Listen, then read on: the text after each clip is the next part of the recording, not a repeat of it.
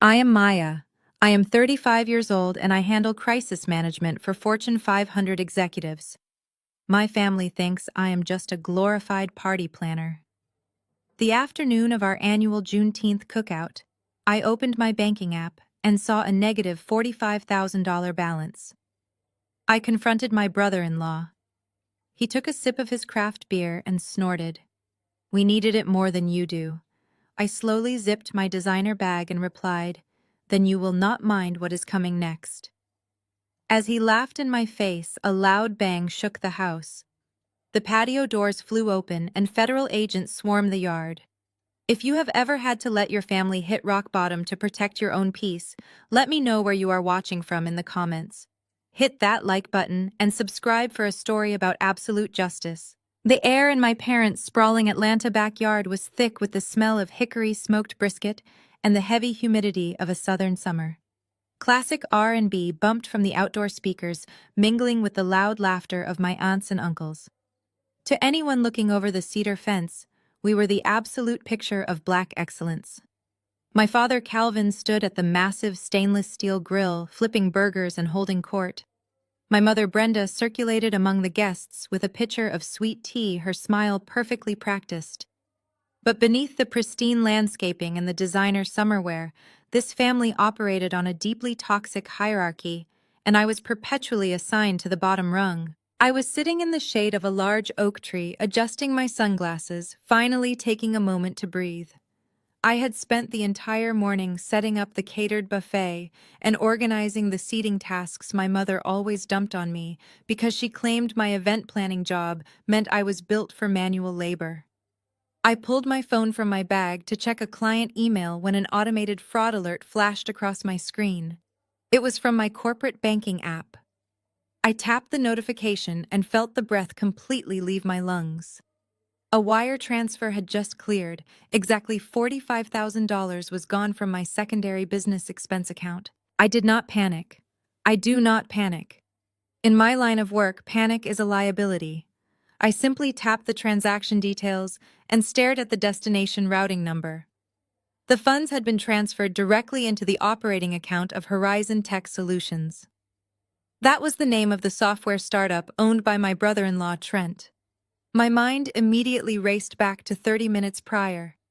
I had left my iPad unlocked on the kitchen counter while I was helping my mother carry heavy trays of potato salad out to the patio. Trent had been sitting right there at the kitchen island, claiming he needed to borrow a device to check some fantasy baseball scores because his phone was dead. I locked my phone, stood up, and walked straight across the manicured lawn toward the patio. Trent was leaning casually against the stone railing. His pale skin was slightly sunburned, and he was holding an imported craft beer. He was loudly bragging to my uncle about his latest venture capital meetings, using buzzwords he barely understood. Trent was 34, arrogant, and perpetually praised by my parents as the ambitious savior of our family. I stepped directly into his line of sight, cutting off his exaggerated story. I held up my phone screen so he could see the banking notification. "Explain this right now," I demanded, keeping my voice dangerously level. Trent did not flinch. He did not drop his beer. He did not even have the basic decency to look ashamed. He just glanced at the screen, took a slow, deliberate sip of his drink, and chuckled. "Oh, that. Yeah. I meant to text you about it. My startup needed a quick bridge loan to cover payroll this week. I saw your tablet was open to your banking app on the counter and figured you would not mind helping out the family." I stared at him, the sheer audacity of his words almost paralyzing me.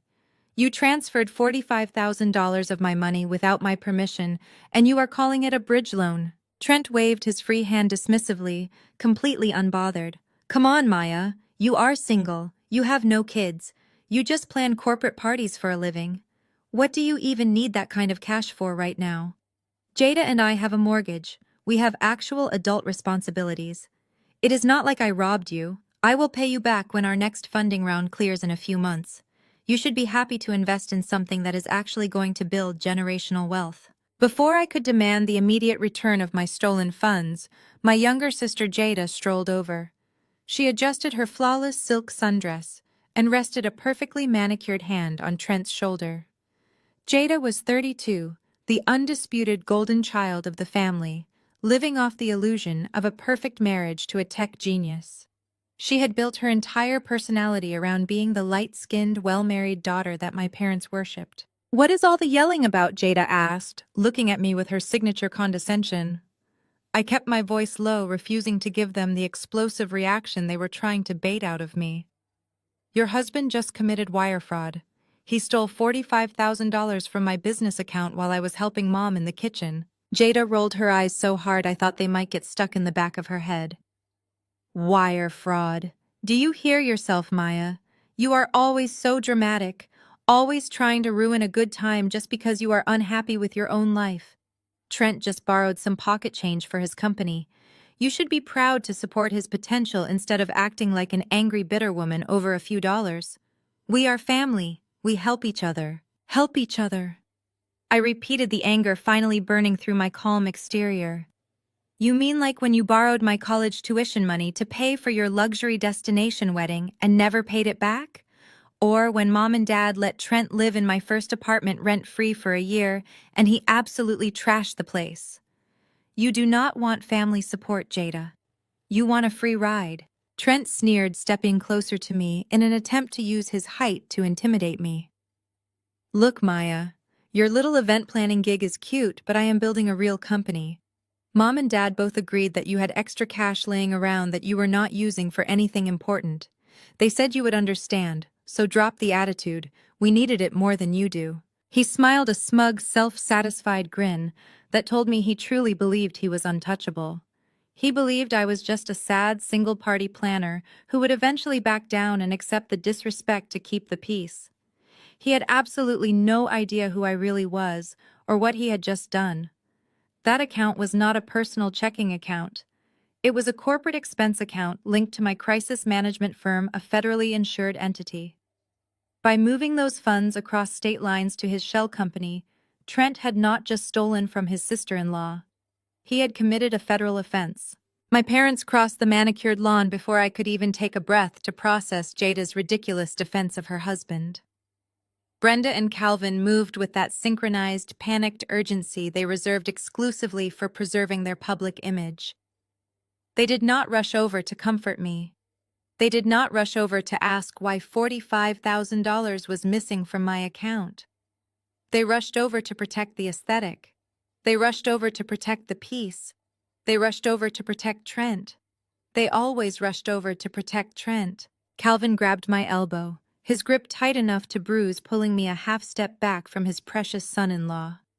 He kept his voice at a harsh, vibrating whisper, terrified that the neighbors might hear a fracture in our perfect Sunday facade. "Maya, you need to lower your voice right now," he demanded, his jaw tight. "You are making a scene in front of the entire neighborhood. People are staring at you." I pulled my arm out of his rigid grasp, refusing to shrink myself. "I am not making a scene, Dad. Your son-in-law just admitted to transferring $45,000 out of my corporate account without my permission. He stole from me right here at your cookout." Calvin did not even flinch at the word stole. He did not look at Trent with disappointment or demand an explanation. He looked at me with absolute, unfiltered disgust. "Trent is building a legacy," Maya, Calvin said, shaking his head as if I were a slow, misbehaving child. "Trent is doing big things in the tech space. He is securing venture capital. He is building a real future for this family. You just plan parties for a living. You arrange balloons and caterers. Stop acting like an angry black woman over a few dollars. It is embarrassing." An angry black woman. The phrase hung in the thick, humid summer air, heavier than the smoke from the barbecue grill. It was their favorite weapon to use against me. If I demanded basic respect, I was angry. If I set a financial boundary, I was angry. If I refused to fund their collective delusions of grandeur, I was an angry, bitter black woman. "A few dollars," I repeated, my voice dropping to a terrifying calm that finally made my father blink.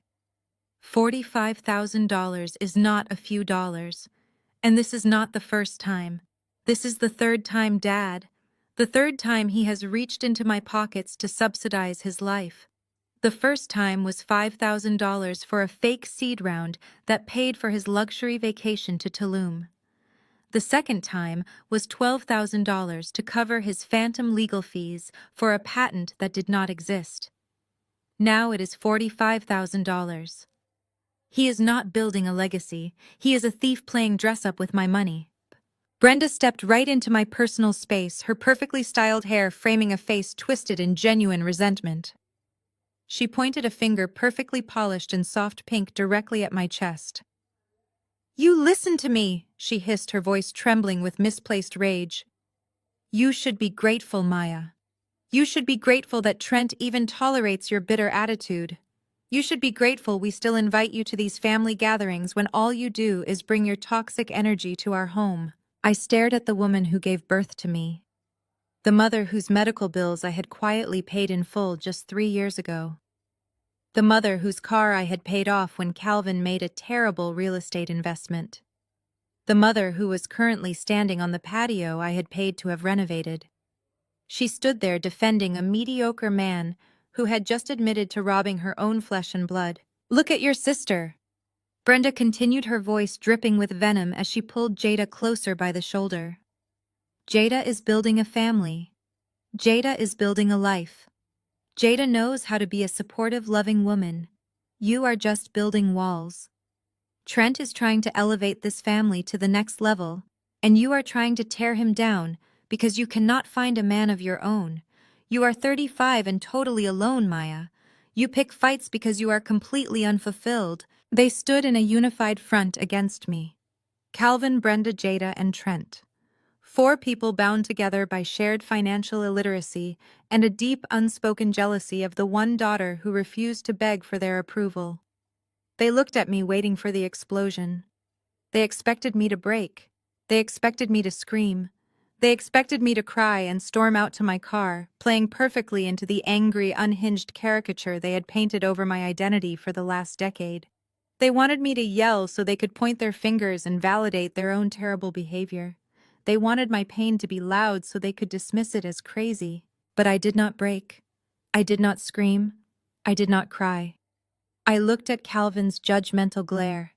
I looked at Brenda's self-righteous sneer. I looked at Jada's smug satisfaction. I looked at Trent's victorious mocking grin as he took another slow sip of his beer. I absorbed all of their entitlement, all of their disrespect, all of their profound ignorance. I slowly reached down and took the gold zipper of my designer bag. I pulled it closed with a smooth, deliberate motion, the metallic sound sharp in the heavy air. I let every ounce of emotion drain from my face. I locked away the years of trying to earn their love. I locked away the endless financial support I had given them in secret. I stripped away the hurt daughter who just wanted her parents to protect her. I stripped away the betrayed sister. I stripped away the disrespected woman. All that was left was the corporate executioner they had no idea they were dealing with. "If that is how you feel," I said, my voice entirely devoid of emotion, yet carrying a lethal weight that made the smile finally falter on Trent's face, "then you will not mind what is coming next." Trent let out a loud, barking laugh that echoed across the patio and cut through the sound of the barbecue music. He looked around at my parents and his wife as if I had just told the funniest joke in the world. He actually took another sip of his craft beer and shook his head in pure disbelief. He told me I watched too many prime-time television dramas. He said I was bluffing. He told me to go back to my apartment and cool off before I embarrassed myself any further. Jada crossed her arms and told me to just leave the cookout entirely. My mother Brenda agreed with her instantly. She stepped forward and told me to hand over the keys to my car because I was clearly too hysterical to drive safely. She said she would call me a ride service so I could leave without causing any more scenes in front of the neighbors. My father Calvin turned back to his grill, dismissing me completely. He told Trent not to worry about my threats, assuring him that I was just throwing a tantrum for attention. I did not move a single inch. I just watched the side of the house and waited. The heavy wooden gates of my parents' backyard did not just open. They were forced open with a violent crash that splintered the cedar wood lock. The impact sounded like thunder on a clear day. My father dropped his metal spatula on the hot grill. The loud rhythm and blues music booming from the outdoor speakers was suddenly cut off, leaving a ringing silence over the yard. That silence was immediately broken by the heavy synchronized sound of tactical boots hitting the concrete patio. Over a dozen federal agents and local police officers poured into the backyard in a flawless, rapid formation. They wore dark tactical vests with federal agency letters printed across the back in stark yellow. The sight of them clashing with the bright summer dresses and the smell of smoked brisket was entirely surreal. Several of my aunts screamed in sheer terror and dropped their paper plates. My cousins scrambled backward, knocking over plastic lawn chairs to get out of the way. The lead agent did not hesitate or pause to assess the crowd. He locked his eyes directly on Trent. "Trenton Davis." The agent shouted, his voice cutting through the rising panic of the guests. Trent froze instantly. The smug, untouchable smile was wiped completely off his pale face. He looked down at the imported craft beer in his hand, as if he had forgotten how to hold it. He tried to put on his usual charming and arrogant persona, the one that always worked on my parents. He raised his free hand and took a step toward the agent, pasting on a fake, cooperative smile. "Officer, there must be some kind of misunderstanding here," Trent said, his voice cracking slightly. "I am a tech founder. This is a private family event." The agents did not care about his tech startup. They did not care about his country club membership or his expensive watch. Two agents grabbed Trent by his shoulders, spun him around roughly, and forced him face down onto the glass patio table. His beer bottle shattered against the concrete, sending shards of brown glass everywhere. The sharp sound made Jada shriek in horror. She lunged forward, trying to grab the agents by their vests, but a local police officer stepped directly in her path and ordered her to back away immediately. My father Calvin tried to intervene. He puffed up his chest and marched forward, demanding to know what was going on. He loudly claimed they were harassing a respectable businessman and threatened to call his lawyers. The lead agent ignored my father completely and pulled out a pair of heavy steel handcuffs. "Trenton Davis, you are being detained on federal warrants for suspicion of interstate wire fraud," the agent announced, pulling Trent's arms painfully behind his back and securing the metal cuffs. But the agent was not finished. He read off the rest of the charges, and every word hit my family like a physical blow. "You are also under investigation for corporate embezzlement and bank fraud across 3 separate financial institutions." Trent's face was pressed hard against the glass of the patio table. He was panting heavily, his eyes wide with a desperate terror I had never seen in him before. He twisted his head to look at me, standing perfectly still a few feet away. The realization finally hit him. He finally understood that the $45,000 he stole from me was not just a personal bank transfer from a helpless sister-in-law. It was unauthorized theft from a federally insured corporate entity. It was the exact trigger I needed to grant federal investigators full access to subpoena his entire financial history. Jada fell to her knees on the patio concrete.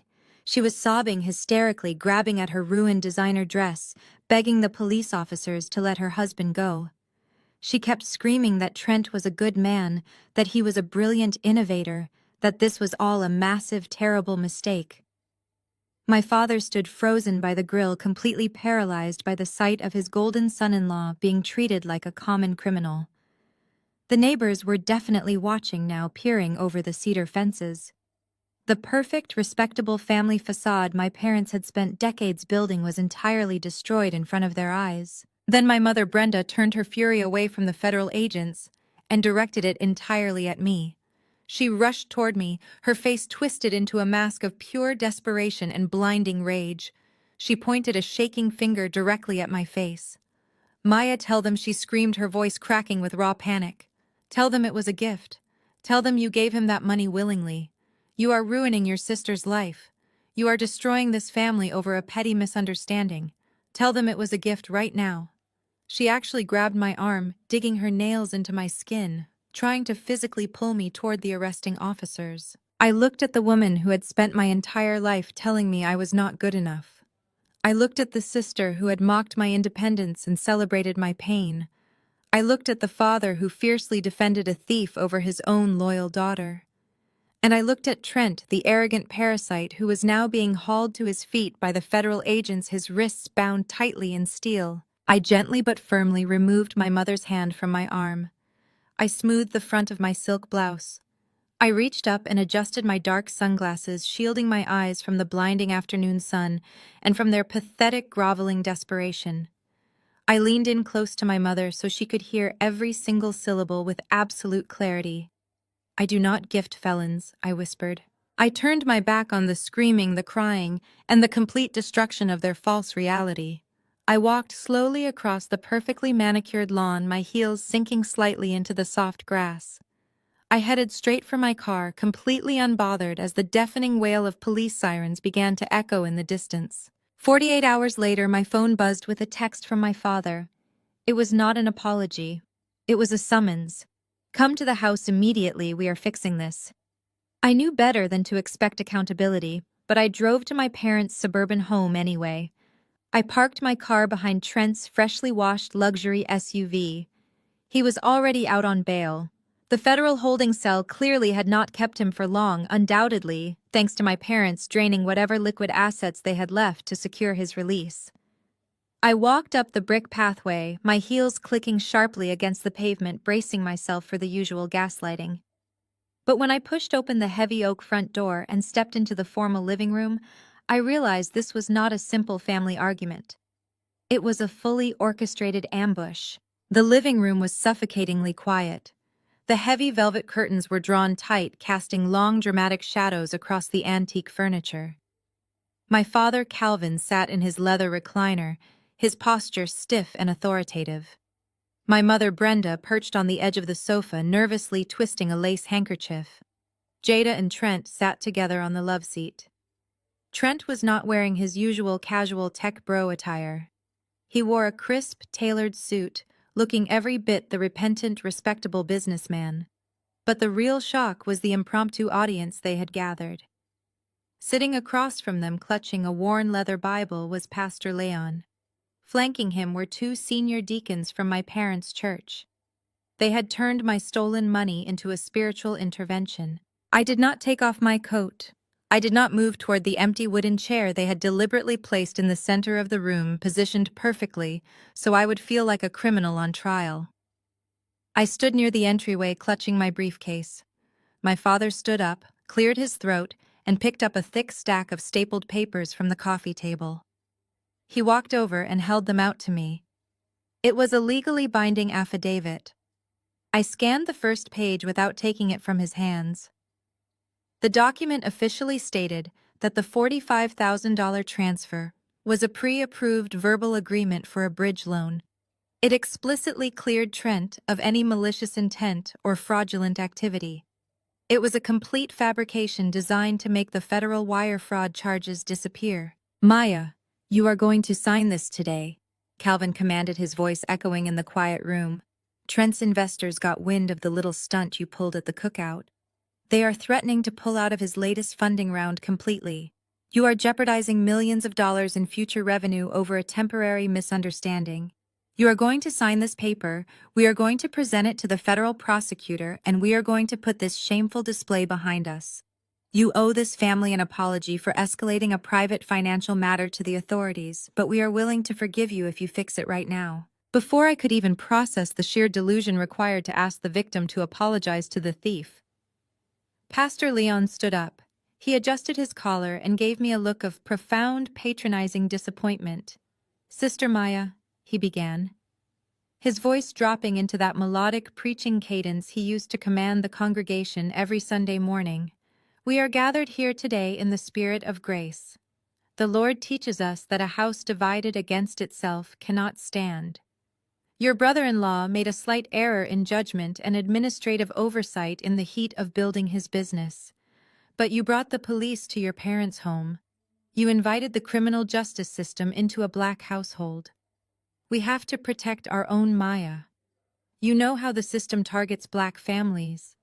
You need to exercise Christian forgiveness and sign the paper to protect your family's legacy." I stared at the pastor, absolutely floored by the absolute hypocrisy weaponized against me. I looked at Trent, a privileged white man who had systematically drained resources from my family for years, currently sitting on my parents' sofa, while a black pastor begged me to drop federal charges against him in the name of protecting black families. The manipulation was so blatant, so deeply ingrained in their twisted reality, that it was almost breathtaking.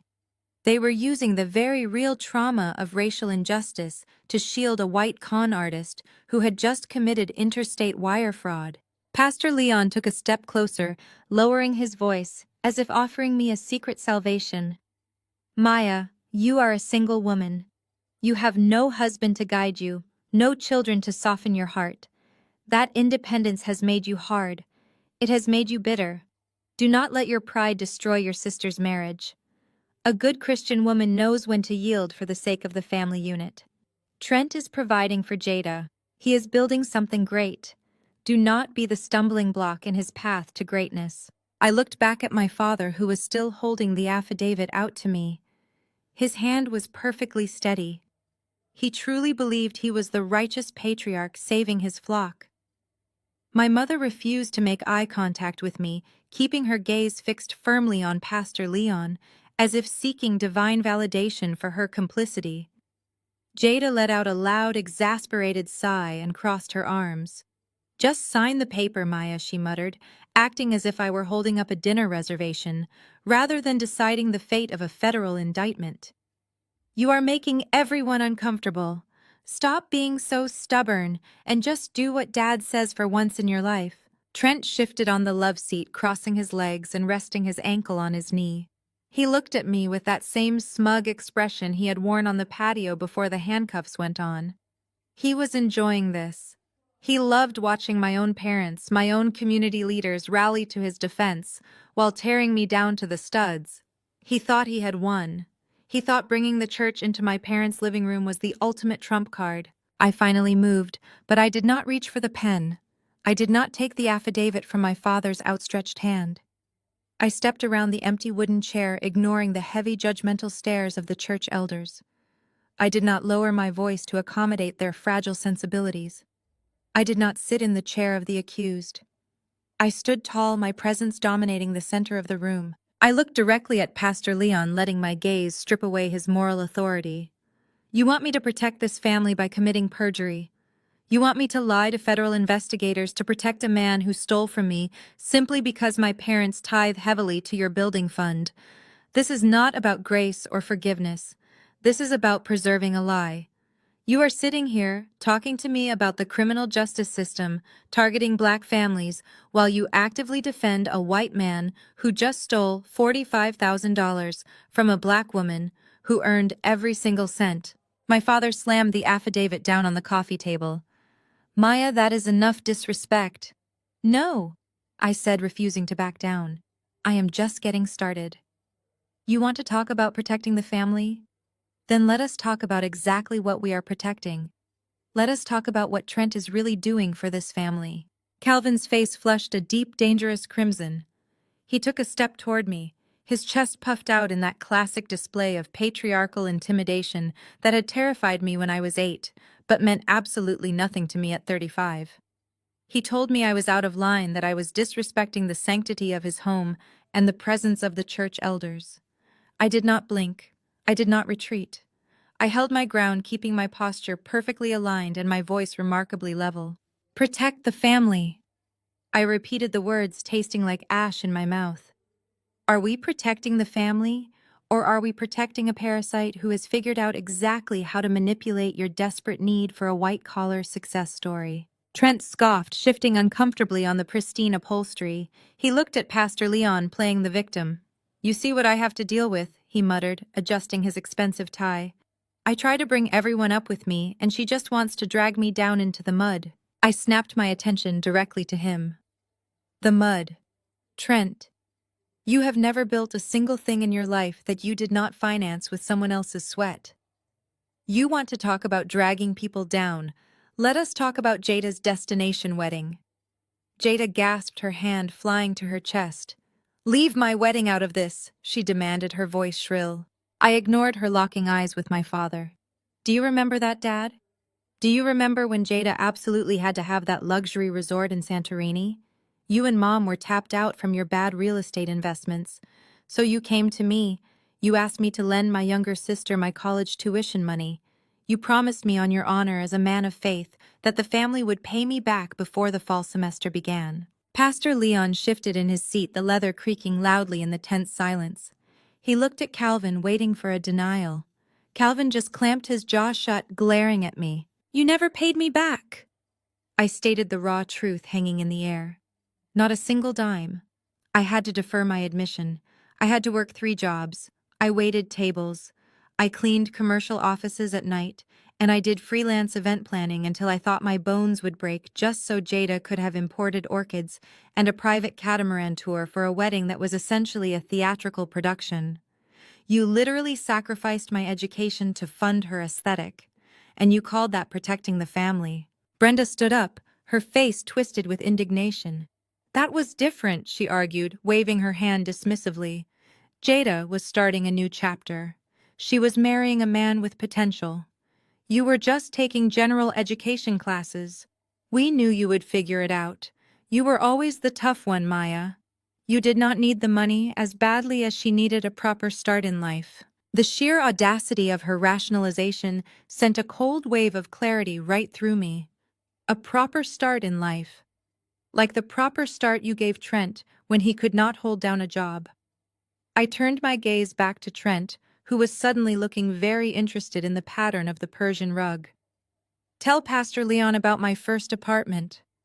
Trent, I challenged him. The silence was thick. Tell him. When Trent refused to speak, I filled the void. 2 years after Santorini, Trent decided he wanted to be an entrepreneur. He quit his entry-level job, and suddenly they could not make rent. So Mom and Dad guilted me into letting Trent use my first apartment as his new corporate headquarters while I was traveling for work. Rent-free. You told me he just needed a quiet space to code. You told me it was a family investment. I took a slow, deliberate breath, ensuring my voice remained devoid of the hysterical anger they so desperately wanted me to display. When I came back 3 months later, my apartment was completely trashed. There were holes punched in the drywall. The security deposit was entirely gone. You caused $5,000 in property damage because you threw a tantrum over a failed software launch, Trent. And who paid for those repairs? I did. Because my father told me that holding you accountable would humiliate Jada and put a strain on their young marriage. I swept my hand toward the elders, who were now looking distinctly uncomfortable, their Bibles resting heavy on their knees. This is the family legacy you are asking me to protect. A legacy of theft, wrapped in the illusion of unity. A legacy where my boundaries are treated as acts of aggression, and Trent's crimes are treated as administrative errors. Brenda could not take it anymore. She stepped around the coffee table, her hands clenched into fists at her sides. She marched right up to me, her perfectly manicured face distorted by a lifetime of projected insecurities and misplaced anger. You are nothing but a jealous spinster! Brenda spat the words flying from her mouth like venomous darts. You stand there in your expensive suits, acting like you are better than us, but we all know the truth, Maya. You are miserable. You are trying to ruin Jada's perfect marriage because you are completely incapable of finding a man yourself. I did not flinch. I did not step back. I let her words hit the invisible armor I had spent years building. Look at you, Brenda continued, her voice rising to a shrill crescendo. You are pushing 40. You have no husband. You have no children. You have no legacy of your own. You pour all your energy into those ridiculous corporate parties because you go home to an empty apartment every single night. You are bitter. You resent Jada because she is beautiful, because she is loved, because she has a husband who is actually trying to build an empire for her. You could not stand to see them succeed. That is why you called the police. You wanted to drag Trent out of that cookout in handcuffs because it was the only way you could make yourself feel important. You are a sad, unfulfilled woman trying to destroy the only real happiness in this family. The absolute silence that followed Brenda's tirade was deafening. Even Calvin looked slightly taken aback by the sheer brutality of his wife's attack. Pastor Leon cleared his throat softly, murmuring a prayer under his breath, clearly realizing that this was not a simple matter of Christian forgiveness, but a deeply toxic family rupture playing out in real time. I looked at my mother. I saw the desperate need in her eyes to break me, to force me into the submissive role she had carved out for me since I was a child. She needed me to be the broken, jealous sister to justify her endless coddling of Jada and Trent. "I am not jealous, Mom," I said, my voice dropping to a whisper that cut through the tension sharper than a scream. "I am free. I do not have a husband to lie to me. I do not have a marriage built on stolen money. I do not have a life funded by the manipulation of my own relatives. I go home to a peaceful, empty apartment that is fully paid for by my own hard work. I sleep soundly every night, knowing I have never stolen a single dollar from anyone. If that is what you call being a sad spinster, then I wear the title with absolute pride." Jada shot up from the love seat. Her face was contorted into a mask of pure, unfiltered rage. She grabbed a heavy crystal glass of ice water from the end table. She did not hesitate.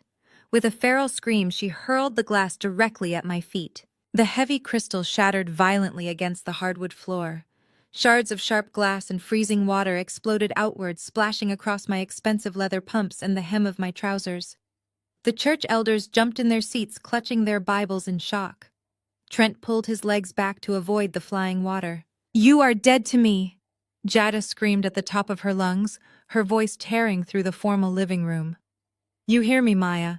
You are completely dead to me. You are a monster. You are no sister of mine." The echoes of Jada's scream hung in the suffocating air of the living room, mingling with the sharp, chaotic sound of shattered crystal settling across the hardwood floor. Freezing water seeped through the fine leather of my designer pumps, chilling my skin. I did not step back. I did not look down at the jagged shards scattered inches from my toes. I kept my eyes locked entirely on my sister, watching her chest heave as she stood safely behind her husband. The two church deacons murmured quietly to each other, their faces pale, clearly unaccustomed to seeing the pristine Wilson family descend into physical violence. Pastor Leon stood up, raising his hands as if to bless a turbulent congregation, but my father cut him off before a single word of forced scripture could leave his mouth. Calvin stepped directly over the broken glass, his heavy leather shoes crushing the fragments into the polished wood. He did not reprimand Jada for throwing a glass at my head. He did not tell his golden daughter to calm down. Instead, he marched right up to me, stopping only when he was mere inches from my face. His jaw was locked so tightly I could see the muscles jumping beneath his skin. He was vibrating with a terrifying absolute authority that he usually reserved for his subordinates, an authority he genuinely believed still held power over me. "You see what you have done?" Calvin demanded, his voice a low, gravelly threat that filled every corner of the room. "You come into my house, you insult your mother, you disrespect your sister, and you try to destroy a man who is trying to elevate our name. You are a destructive force, Maya. You have been walking around with this arrogant, superior attitude for years, and I am putting an absolute end to it today, right now." He grabbed the legal affidavit off the coffee table, the paper crinkling sharply in his tight fist, and shoved it directly against my chest. I did not take it. It fluttered to the floor, landing in a puddle of spilled water. Calvin pointed a rigid finger at the soggy document. "You have exactly until Friday at 5 o'clock in the afternoon. You are going to take that document to Trent's defense attorney, and you are going to sign it in front of a notary. You are going to state clearly on the federal record that this was a massive misunderstanding, and that you gave Trent full authorization to move those funds. You will drop every single charge, and you will clear his name completely." I stared at him, keeping my expression perfectly neutral. "And if I refuse to perjure myself to save your thief of a son-in-law, Dad, what then?" Calvin did not hesitate. His eyes were cold, devoid of any paternal warmth. "If you refuse, you are no longer a Wilson. You will be entirely written out of the family will by Monday morning. Your name will be scrubbed from the living trust. You will not see a single dime of the estate I have spent my entire life building. You will be formally and permanently disowned. You will not be welcome at Thanksgiving. You will not be welcome at Christmas. And if you ever show your face at our church again, I will have you escorted out for trespassing. You either fall in line and protect this family or you are completely dead to us." The silence in the room was absolute. Brenda stood behind him, nodding in firm agreement, her lips pressed into a tight, victorious line. Jada wore a smirk that stretched from ear to ear, clearly thrilled that she was finally getting exactly what she wanted: my complete removal from the family hierarchy.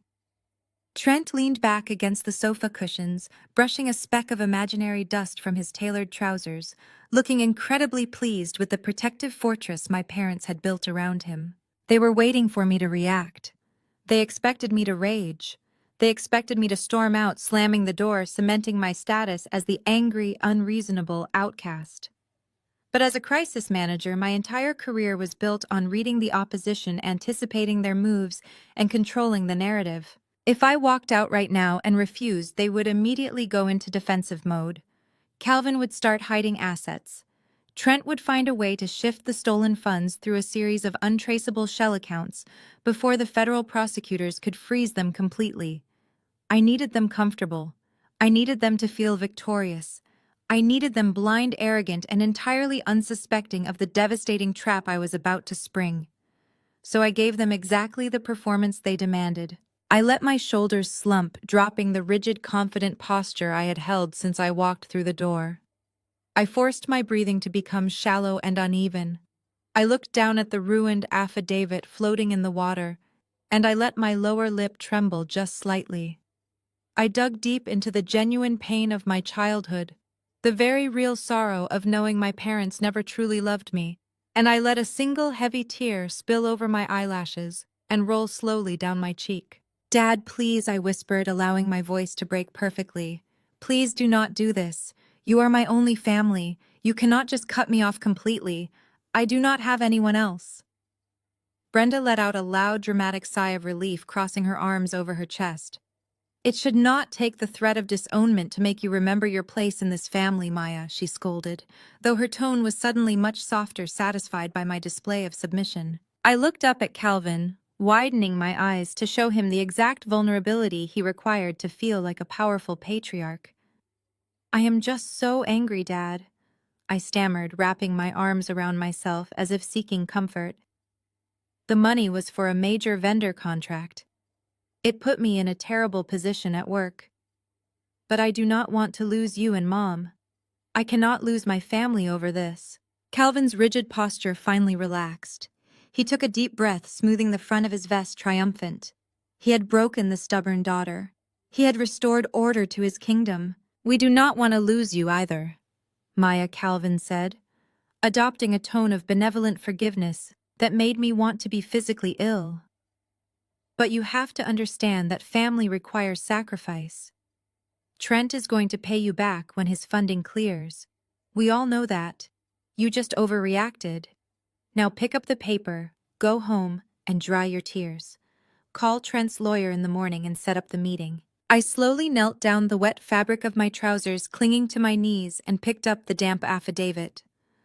I avoided looking at Jada and Trent, keeping my head bowed in a portrait of utter defeat. "I will call his lawyer tomorrow," I murmured softly. "I will discuss dropping the charges. Just please do not change the trust." Trent chuckled softly, a patronizing sound that grated against my eardrums. "I knew you would see reason," Maya, Trent said smoothly. "We are going to laugh about this at the holidays. I promise you." I did not answer him. I turned around and walked slowly toward the heavy oak door. I kept my head down my steps, small and hesitant, playing the role of the chastised, broken daughter all the way to the threshold. Pastor Leon offered a soft amen as I opened the door and stepped out into the cool evening air. The heavy door clicked shut behind me. I took one step off the porch, 2 steps, 3. By the time I reached my car parked behind Trent's gleaming SUV, the performance was entirely over. My posture snapped back to rigid, perfectly aligned perfection. The manufactured trembling in my hands ceased instantly. My face turned to absolute, unforgiving stone. I reached up and carelessly wiped the single tear from my cheek, annoyed that it had ruined a small patch of my concealer. I opened the car door, slid into the driver's seat, and locked the doors. The quiet isolation of the interior was a sharp contrast to the suffocating toxicity of that living room. I tossed the damp affidavit onto the passenger seat, like the piece of trash it was. I pulled my phone from my briefcase, navigating straight to my contacts, and hit dial. She answered on the first ring. "Vivian," I said, my voice cold, sharp, and dripping with lethal intent. "I am here, Maya," my corporate attorney replied, her tone matching mine. "How did the family reunion go?" "They took the bait," Viv, I stated, staring through my windshield at the grand imposing facade of my parents' house. "They think I am broken. They think I am signing the perjury documents by Friday. They are completely off their guard." "Excellent," Vivian said, the sound of her keyboard already clicking rapidly in the background. "What is our next move?" I leaned back against the leather headrest, my eyes narrowing as I looked at the front door I had just walked out of. Pull the property records on my parents' house. Pull the deeds, pull the secondary mortgages, pull every single line of credit Calvin Wilson has opened in the last 10 years. I want to see exactly how much debt they are hiding to maintain that ridiculous lifestyle. "Consider it done," Vivian replied smoothly. "Are we moving forward with the asset freeze on Trent's accounts?" "Yes," I commanded, starting the engine. "Do not wait for Friday. Expedite the federal hold tomorrow morning." They wanted a war over $45,000, but they have absolutely no idea what battlefield they just stepped onto. It is time to dig up the bodies. The diner smelled of stale coffee and industrial bleach, a stark contrast to the sterile, high-end boardrooms where I usually conducted my business. I chose this location deliberately. It was public, heavily monitored by security cameras, and noisy enough to mask the subtle click of the recording device I had activated in my coat pocket before walking through the glass doors. We were in a one-party consent state, and I was about to exploit that law to its absolute limit. I spotted them in a corner booth. Trent was sitting on the cracked vinyl bench wearing a tailored navy blazer that looked utterly ridiculous against the backdrop of laminated menus and sticky syrup dispensers. Jada sat pressed against him, clutching a ceramic mug as if it were a lifeline. Across from them sat a man who reeked of cheap cologne and desperate billable hours. He wore a rumpled gray suit and possessed the slick, predatory smile of a defense attorney who specialized in making rich people's DUs disappear. I slid into the booth across from them, placing my leather briefcase on the table. I did not offer a greeting. I did not order a coffee. "Glad you could finally see reason?" Maya, Trent smirked, leaning back and draping his arm over Jada's shoulders. "I knew you just needed a few days to cool off. The feds are a little much for a simple family misunderstanding, do not you think?" Jada refused to look at me, keeping her eyes glued to the tabletop. The lawyer cleared his throat and slid a manila folder across the sticky formica. "Ms. Wilson, I am Arthur Vance, representing your brother-in-law." The lawyer began, his voice dripping with condescension. "My client is a generous man. Despite the severe emotional distress your baseless police report caused his wife, he is willing to resolve this amicably. We have drafted a repayment agreement." I opened the folder. The document was an absolute insult to the legal profession. It stipulated that Trent would repay the stolen $45,000 at a rate of $500 a month. There was no interest applied. There was no penalty clause for missed payments. At that rate, he would be paying me back for 7.5 years, assuming he actually made the payments, which we all knew he would not. The final clause required me to immediately contact the federal prosecutor, retract my statement, and sign a non-disclosure agreement regarding the entire incident. $500 a month, I read aloud, keeping my tone perfectly flat. "You stole capital directly out of my operating accounts, jeopardized my payroll, and you want to put me on a layaway plan." Trent rolled his eyes, letting out an exasperated sigh. "Come on, Maya. It is not like you needed the cash to keep the lights on. Your little consulting gig is doing fine. You run a boutique agency, not a Fortune 500 company. I am launching a scalable tech platform. I needed liquid capital to secure server space for the beta launch. You are making a massive deal out of pocket change." I kept my hands resting lightly on the table, resisting the urge to snap his arrogant neck. I needed him to keep talking. I needed his ego to override his legal counsel. Pocket change that you did not ask for, I countered smoothly, injecting just enough hesitation into my voice to make him think I was wavering. You went behind my back, Trent. You accessed an account you were supposed to be removed from 3 years ago. You committed wire fraud. Why? Why would you risk a federal indictment for pocket change? Arthur Vance raised a hand, attempting to intercept. Ms. Wilson, my client does not need to answer interrogating questions. We are here to sign the agreement and move forward. But Trent could not help himself. His bruised ego demanded that he put me in my place. He leaned forward, dismissing his lawyer's warning gesture. I did not go behind your back, Trent sneered, his voice rising above the clatter of the diner. Calvin and Brenda gave me the green light. They are the ones who told me you had extra cash laying around in that old legacy account. Calvin said you were hoarding money while Jada and I were trying to build our future. He literally told me to move the funds to bridge the gap until my Series A funding came through. They said it was a family loan and that you would understand once the profits started rolling in. I stared at him, letting the absolute magnitude of his confession settle into the digital memory of the recorder hidden in my pocket. He had just admitted in front of a witness that he knowingly took the money. Furthermore, he had just implicated my own parents in a conspiracy to commit federal wire fraud. Calvin and Brenda had not just covered for him after the fact. They had served me up to him on a silver platter. They had handed him the keys to my vault. You took $45,000 because my parents told you I had extra cash. I repeated slowly, ensuring the microphone picked up every single syllable. Trent scoffed, leaning back again, victorious in his own delusional mind. Do not act like you are the victim here, Maya. You are hoarding wealth while your own sister is trying to establish her household. Calvin just did what a real patriarch does. He reallocated family resources to where they were needed most. Now sign the paper so we can all get on with our lives. Arthur Vance suddenly looked pale. The sleazy confidence had vanished from his face, replaced by the grim realization that his client had just freely admitted to the exact crime he was being investigated for. The lawyer practically snatched the document back from my side of the table, his eyes darting nervously around the diner. This conversation is over, Vance stated sharply, shoving the papers into his briefcase. Ms. Wilson, if you refuse to sign this incredibly generous offer, we will have no choice but to pursue aggressive litigation. We will countersue you for defamation of character, intentional infliction of emotional distress, and tortious interference with my client's business operations. We will drag your boutique agency through the mud until you do not have a single client left. Jada finally looked up, a triumphant, nasty little smile twisting her lips. You should have just signed the paper, Maya. Now you are going to lose your business too. I looked at my sister, feeling absolutely nothing.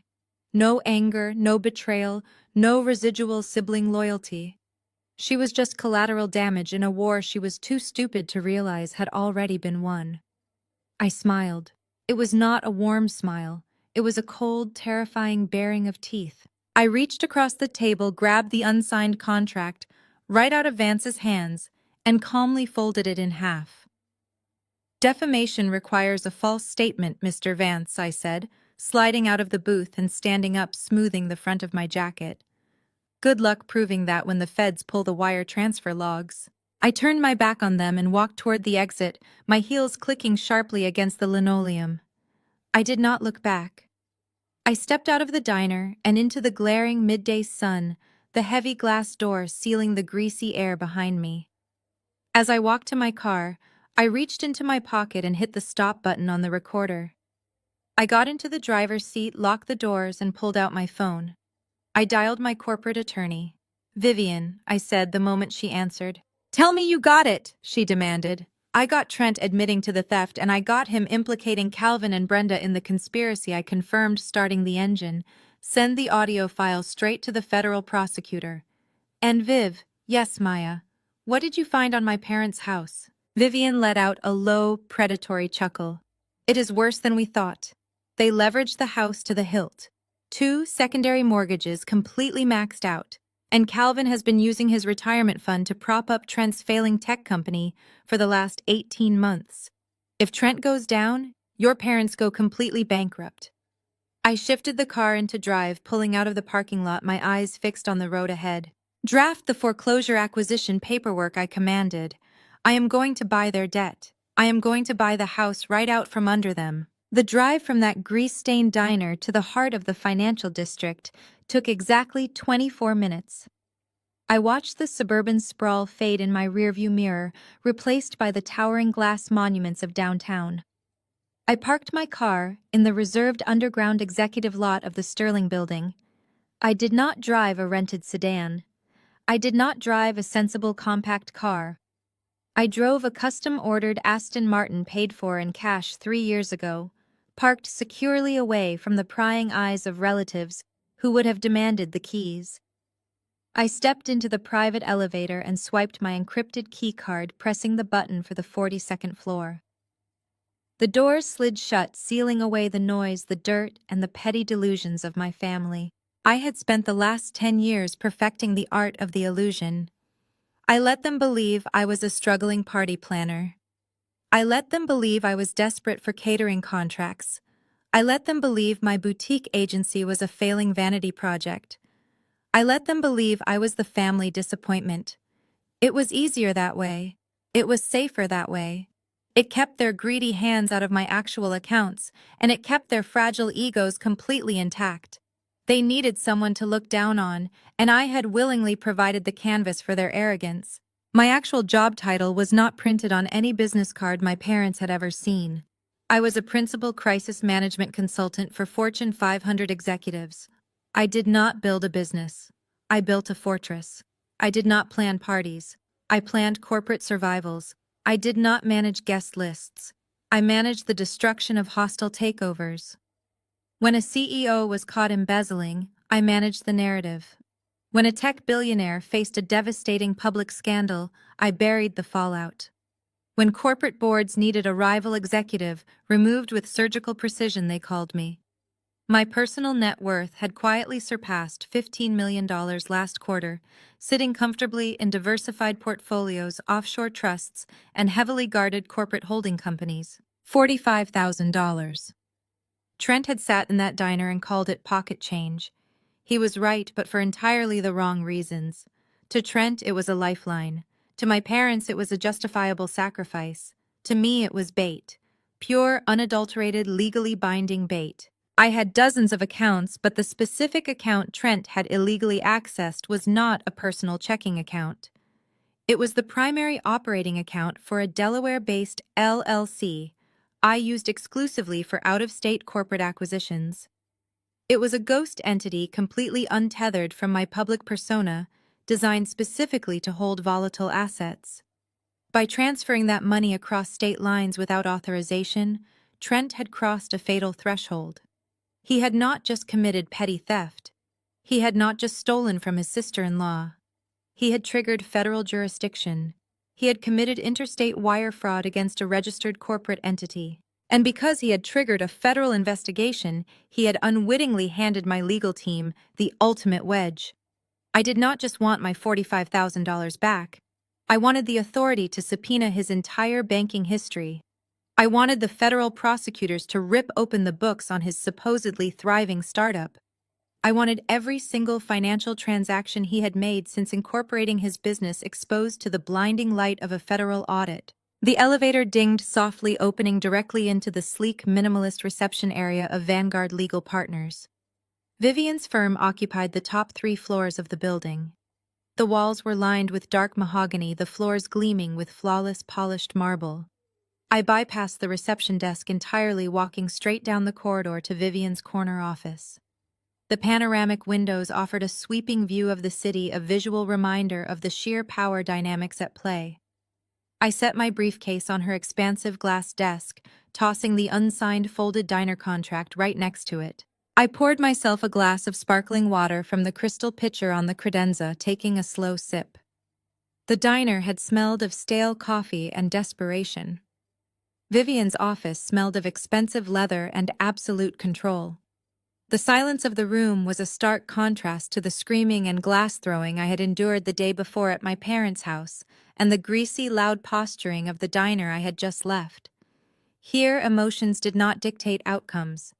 Here shouting did not make you right. Here strategy was the only currency that mattered. The heavy glass doors swung open, and Vivian strode into the room. She was wearing a razor-sharp white suit, her expression entirely devoid of the polite professionalism she used with ordinary clients. She did not bother with pleasantries. She did not ask how my morning was going.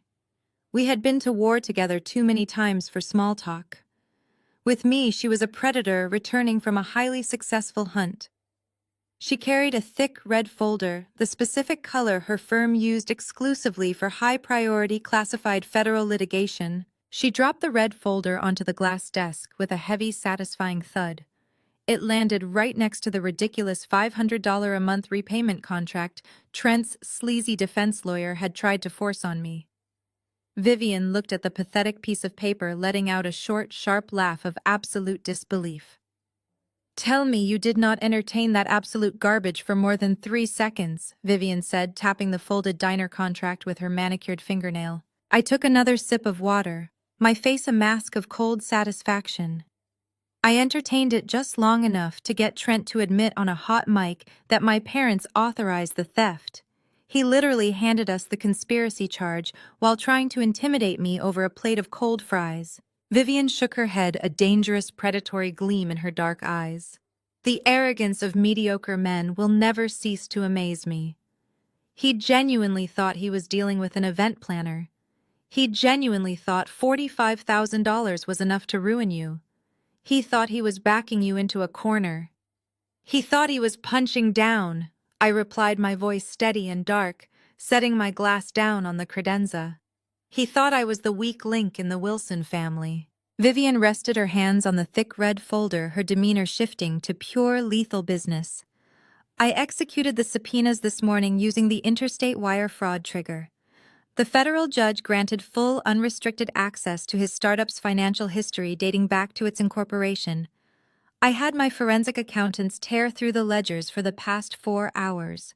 They did not just look at the surface numbers. They dug into the absolute marrow of his operations.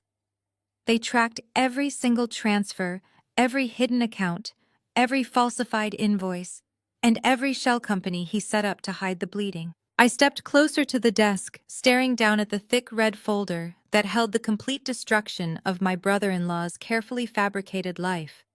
And Vivian looked up at me, her expression a mix of professional awe and deep, unadulterated disgust.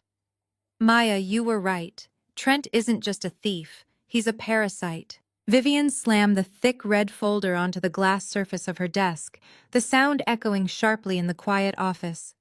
She flipped it open, revealing a stack of meticulously highlighted banking ledgers, wire transfer logs, and property deeds. I stepped closer, my eyes scanning the top sheet. It was a forensic trace of Trent's corporate accounts over the past 24 months. "Look at the inflow and outflow," Vivian instructed, tracing a manicured finger down the columns of numbers. "He told your parents he was securing server space. He told them he was hiring offshore developers. He told them he was building a scalable tech platform. It was a lie. All of it. It was a lie from the very first day." I leaned over the desk, tracking the money. The deposits from early investors came in, and within 48 hours, they were wired directly to previous investors. He was classifying them as dividend payouts and early equity returns to keep the initial backers quiet. A Ponzi scheme. I stated the reality settling over me like a heavy winter coat. He is not building software. He is paying old investors with new money. "Exactly," Vivian confirmed, her tone grim. "There is no beta launch. There is no proprietary code. There is no empire. It is a shell company, Maya. A hollow, bleeding shell. Your $45,000 did not go to a vendor. It went to silence an angry angel investor in Chicago who was threatening to go to the SEC. I stared at the numbers. They saw a tech visionary. They saw a genius. They saw the son they always wanted. But the numbers did not lie. The numbers exposed the absolute rot underneath the designer suits. But that is not the worst part," Vivian said softly. She pulled the top layer of financial traces away, revealing a certified copy of a property deed and a highly leveraged mortgage agreement. The document bore the official seal of the county records office. "This is the title to your parents' house," Vivian explained. "Calvin and Brenda took out a second mortgage 18 months ago. We already knew that. But when my forensic team dug into the origination documents, they found an anomaly in the disbursement instructions. I picked up the document. The signatures at the bottom belonged to Calvin and Brenda Wilson. But as a crisis manager who had spent a decade scrutinizing fraudulent corporate paperwork, I immediately recognized the rigid, unnatural stroke of a traced signature. The angles were wrong, the pressure was uniform. It was a digital composite printed and passed off as original. He forged their signatures. I said the words feeling heavy on my tongue. He forged their signatures. Vivian agreed. Calvin authorized a $50,000 line of credit against his retirement account to help Trent cover operational costs. We tracked those emails. But Trent did not stop there. He used Calvin's financial credentials, bypassed the two-factor authentication, and took out a massive second mortgage on the house. $350,000 Maya. And he wired the entire lump sum directly into a private offshore account solely controlled by him and Jada. I dropped the paper back onto the desk. My parents did not just make a bad investment. They had been entirely consumed. Trent had hollowed out their financial existence. He took the retirement fund. He took the equity. He took the house. "They are in default," Vivian stated, sliding a final piece of paper across the glass. "The notice of default was filed 3 days ago. Calvin and Brenda have absolutely no idea because Trent intercepted the mail by redirecting their official financial correspondence to his own P.O. box. The bank is initiating foreclosure. They are exactly 30 days away from the bank locking the doors and seizing the property. 30 days until your parents are out on the street. 30 days. I turned away from the desk, walking toward the floor-to-ceiling windows. I looked out over the sprawling city, a grid of lights and concrete, feeling a strange, hollow sensation in my chest. My parents despised my independence. They hated that I did not need their money, their approval, or their perfectly curated suburban life. They hated my success so much that they placed their entire existence into the hands of a charlatan, simply because he played the role of the traditional male provider. They handed him the pen. They handed him the access. They handed him their entire future. And he took it all. He took every single thing they spent 40 years building, and he used it to fund his illusions. My phone vibrated violently against the glass desktop, shattering the quiet tension in the room. I walked back to the desk and picked it up. The screen illuminated with a new notification. It was a group text from Jada. Included in the group were my parents, Pastor Leon, and myself. I opened the message. The image loaded instantly. It was a high-resolution, perfectly filtered photograph of Jada and Trent standing in the driveway of my parents' house. Trent was holding up a set of keys with a silver crest. Sitting behind them, gleaming under the afternoon sun, was a brand-new custom-ordered Porsche Cayenne. Jada was leaning against the hood wearing designer sunglasses and holding a glass of champagne. Below the photo was a caption. "Thanks for the investment, sis. Hubby's business is absolutely booming today. Upgrades only from here on out. Stay mad." I stared at the image. The gleaming paint, the smug smiles. The champagne glass held high in a toast to their own manufactured brilliance. They did not just steal to cover bad debts. They stole to maintain the illusion of extreme wealth. My $45,000 combined with the stolen equity from my parents' home had just been converted into a German sports car. They were posing in front of a house that was 30 days away from being repossessed by the bank, celebrating a vehicle purchased with stolen funds. They were standing on a financial landmine, holding a match and smiling for the camera. Vivian walked around the desk, looking over my shoulder at the bright screen. She let out a sharp breath. "They bought a Porsche with the stolen equity, while your parents are 30 days from homelessness." I locked my phone, the screen going black, casting my reflection in the dark glass. The illusion was over. The time for calculated retreats and defensive posturing was completely finished. "Draft the acquisition papers, Vivian. I want the deed to that house transferred to my holding company before the bank even schedules the auction. I want full control of the debt. I want every single string attached to my parents' financial survival resting squarely in my hands. Vivian nodded, a ruthless smile spreading across her face. And the Porsche. I picked up my briefcase, the leather handle cool and solid against my palm. Let them drive it for a few days. They are going to need a comfortable place to sleep when I am finished with them. The acquisition of my parents' debt took exactly 72 hours. Vivian moved with the ruthless surgical efficiency I paid her for securing the promissory note through one of my corporate shell companies. Calvin and Brenda Wilson were now officially my tenants, though they were completely and utterly oblivious to the fact. I owned the walls they slept in. I owned the roof over their heads. I held their entire financial existence in the palm of my hand. I was sitting at the custom black marble island in my downtown penthouse reviewing the finalized transfer documents when the building concierge buzzed up a special delivery. A courier handed over a thick, cream-colored envelope that felt heavy enough to be a weapon. It was sealed with a massive dollop of custom gold wax, stamped with an interlocking T and J monogram. I walked back to the kitchen counter and sliced it open with a silver letter opener. Inside was a piece of heavy, double-thick cardstock, absolutely dripping in gaudy gold foil. Trent and Jada cordially invite you to a celebration of love and innovation. Join us for a startup relaunch and vow renewal.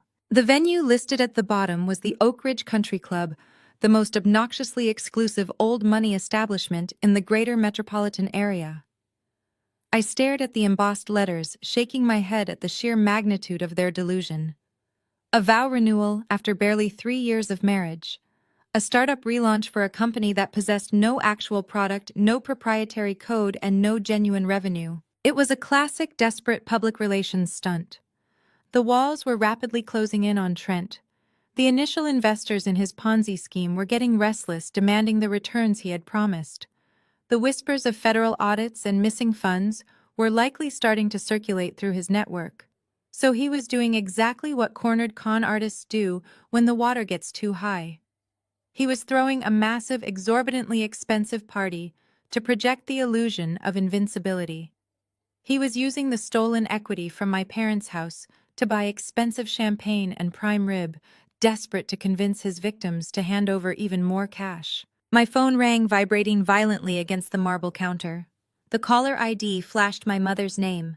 I let it ring 3 times, taking a slow breath before answering. I did not offer a greeting. I just waited. Maya Brenda began, her voice tight, with that familiar clipped tone she always used when managing a crisis of optics. I am assuming you received the invitation today. I saw the courier tracking notification on Jada's phone. I am holding it right now, I replied, my voice perfectly flat. A vow renewal, Mom. Really? Brenda let out a loud, exasperated sigh. It is a strategic celebration, Maya. Trent is expanding his operations, and this is a perfect opportunity to show his investors that the business is thriving. The Porsche they just bought was only the beginning. They are entering a completely new echelon of wealth, and that is exactly why I am calling you today. I leaned back against the counter, swirling the ice in my water glass. I am listening. I need you to politely decline the RSVP. Brenda ordered, her tone shifting from explanation to outright command. I will tell the extended family you have a scheduling conflict with one of your little catering gigs. It is a busy season for event planners, so no one will question your absence. You are disinviting me from my own sister's vow renewal, I stated, keeping my tone carefully neutral to mask the predatory satisfaction building in my chest. Brenda did not even hesitate. Let us be brutally honest, Maya. You are socially unfit for this crowd. Trent is hosting high-net-worth individuals, venture capitalists, and the elite side of your father's family. You do not know how to act around people of this caliber. You are always so rigid, so challenging, and you refuse to play the game. You bring a heavy, hostile energy to every room you enter. The words were a sharp, precise echo of my entire childhood. I vividly remembered being 14 years old, sitting on the stairs while Brenda hurriedly ushered me down into the basement because Calvin's wealthy, lighter-skinned cousins had dropped by unannounced. Go read a book down there, Maya. You are too dark and too loud today, and I do not have the energy to explain your hostile attitude to Aunt Sylvia. She had always treated me like a dirty secret, a stain on her perfect suburban performance. Jada, with her palatable compliance and desperate need for parental approval, was the trophy. I was the liability. Jada is the face of a thriving empire now. Brenda continued, oblivious to the silence on my end of the line. I will not have your bitter, struggling party planner attitude embarrassing her in front of people who actually matter. Trent is building a legacy. You think Trent is a billionaire in the making? I said, pushing the conflict just a fraction further to see how deep her delusion ran. You genuinely think this party is a coronation? I know he is! Brenda snapped, her voice rising with defensive arrogance. He is a visionary. Calvin and I proudly provided the bridge capital he needed to finalize this next phase. We are prime investors in a scalable tech platform. We are building generational wealth, Maya, something you clearly know absolutely nothing about because you refuse to think bigger than baking cupcakes for corporate retreats. I am trying to protect you from feeling inadequate around your sister's massive success. So do us all a massive favor and stay home. She had absolutely no idea. She was standing in a house she no longer owned, bragging about an investment that was actually a federal wire fraud crime, defending a man who had forged her signature, and explicitly banning the only person in the family who actually possessed genuine wealth from attending a party funded by her own impending bankruptcy. It was a masterpiece of tragic irony. I looked down at the gaudy gold foil invitation resting on my sleek marble counter, my reflection catching in the shiny, cheap lettering. I smiled, feeling the cold, hard weight of absolute victory settling deep into my bones. The trap was set, the evidence was secured, and the guests of honor were practically begging for their own public execution. Don't worry, Mom, I replied with lethal calm. I wouldn't miss this for the world. I hung up the phone before she could say another word. I immediately dialed Vivian's private line. She answered on the first ring. Vivian, I said, walking toward my closet to pull out a tailored designer suit. Trent and Jada are hosting a massive event at the Oak Ridge Country Club next Saturday. They are bringing all their scammed investors under one roof to ask for more money. I can hear the smile in your voice, Maya. Vivian chuckled darkly. What is the play? Print copies of the foreclosure notice, the forged mortgage documents, and the federal forensic audit of his Ponzi scheme, I commanded. Put them in those nice heavy red folders your firm uses. We are going to the country club. We are going to hand-deliver the truth to every single high-net-worth individual in that room. 72 hours. That is exactly how long it takes to legally dismantle a lifetime of suburban delusion, if you have enough liquid capital and the right legal representation. While Trent was busy tasting hors d'oeuvres for his extravagant vow renewal, and my mother was busy boasting to her bridge club about her son-in-law, the tech visionary, I was sitting in a soundproof conference room on the 42nd floor of the Sterling Building, executing a silent financial coup. The bank holding the second mortgage on my parents' house was a mid-sized regional institution called First Meridian. They were fundamentally risk-averse, and they hated distressed debt. When a mortgage goes into default, especially one secured by a borrower who had bypassed two-factor authentication through highly questionable means, the bank's primary goal is immediate damage control. They want the toxic asset off their ledger before the end of the fiscal quarter, and they do not care whose blood is on the paperwork. Vivian had made the call on Tuesday morning, bypassing the standard collections department and going straight to the vice president of risk management. She was representing Obsidian Asset Management, a blind trust I had established 5 years ago for exactly this type of aggressive, anonymous acquisition. We did not ask for a payment plan. We did not ask for a 30-day extension. We offered to purchase the distressed debt outright in pure cash, at a slight premium to expedite the transfer, and bypass the standard bureaucratic delays. The bank executives practically tripped over themselves to accept the offer. They did not care who was buying the paper, as long as the wire transfer cleared and the liability was removed from their quarterly reports. By Wednesday afternoon, the funds had moved from my offshore holding account directly into the bank's corporate receiving division. $350,000. It was a fraction of my annual consulting revenue, a rounding error on my balance sheet. But to Calvin and Brenda Wilson, it was the exact price of their total destruction. I did not feel a single shred of guilt as I watched the confirmation receipt print out on Vivian's heavy cardstock. Instead, I thought about Brenda's voice on the phone dripping with that familiar, venomous condescension. She had called me socially unfit. She had explicitly banned me from the Oak Ridge Country Club because I supposedly did not understand how to exist around high-net-worth individuals. She had prioritized the shiny hollow illusion of Trent's wealth over the daughter who had spent a decade building an actual empire in the shadows. My mother worshipped the aesthetic of success, completely ignorant of the mechanics of true power. She thought wealth was a leased Porsche and a rented ballroom. True power does not announce itself with a gaudy sports car or a gold-foiled invitation. True power is absolute silence. True power is owning the ground your enemies walk on before they even realize the earth has shifted beneath their feet. I was now legally the primary lien holder on the Beacon Hill property. I owned the debt, which meant I owned the collateral. Trent had completely drained the equity and deliberately missed the payments, putting the loan into active default. To prevent Calvin and Brenda from finding out, he had set up a mail forwarding service under the guise of a premier portfolio management strategy. He had convinced my father that redirecting all financial correspondence to Trent's P.O. box was a sophisticated wealth-building tactic. Calvin, blinded by his desperate need to have a successful male heir, had eagerly signed the authorization forms. Because I had purchased the distressed debt in its current default status, all the rights of the original lender transferred directly to me. I was the bank. If Calvin and Brenda missed another payment, which they inevitably would, because Trent was systematically stealing their capital to fund his Ponzi scheme, I had the unilateral authority to initiate immediate foreclosure proceedings. I owned the manicured lawn where my mother hosted her summer garden parties. I owned the formal dining room where my father sat at the head of the table and praised Trent's business acumen. I owned the roof over their heads. I held their entire financial existence, their social standing, and their suburban dignity securely in the palm of my hand. I spent Thursday finalizing the documentation.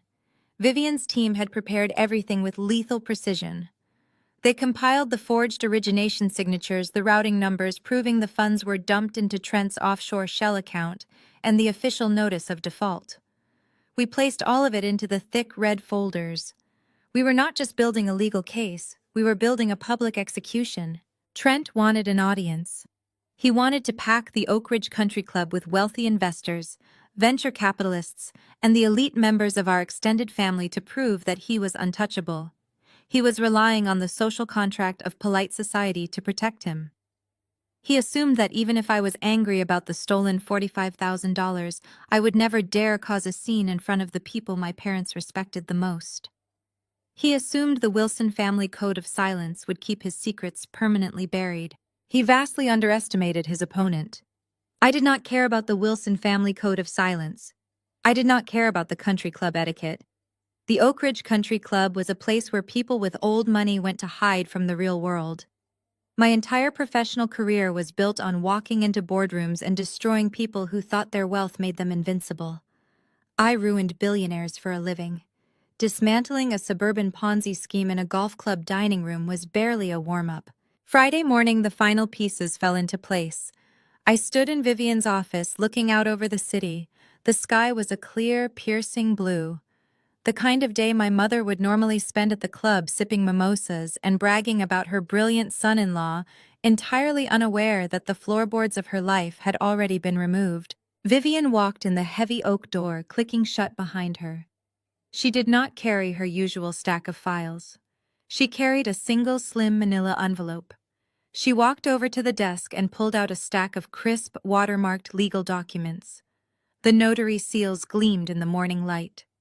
She slid the documents across the polished glass desk. It was the official deed transfer and the assignment of the mortgage. It was done. The trap had snapped entirely shut. "They are officially your tenants," Vivian said, her voice dropping into that smooth, dangerous cadence she reserved for absolute victory. "The transfer is completely recorded with the county clerk. The debt belongs to Obsidian Asset Management. The grace period on the default expires in exactly 72 hours. If you give the word, I can have the sheriff physically serving the eviction notice by Monday morning. I reached out and touched the heavy paper. It felt substantial.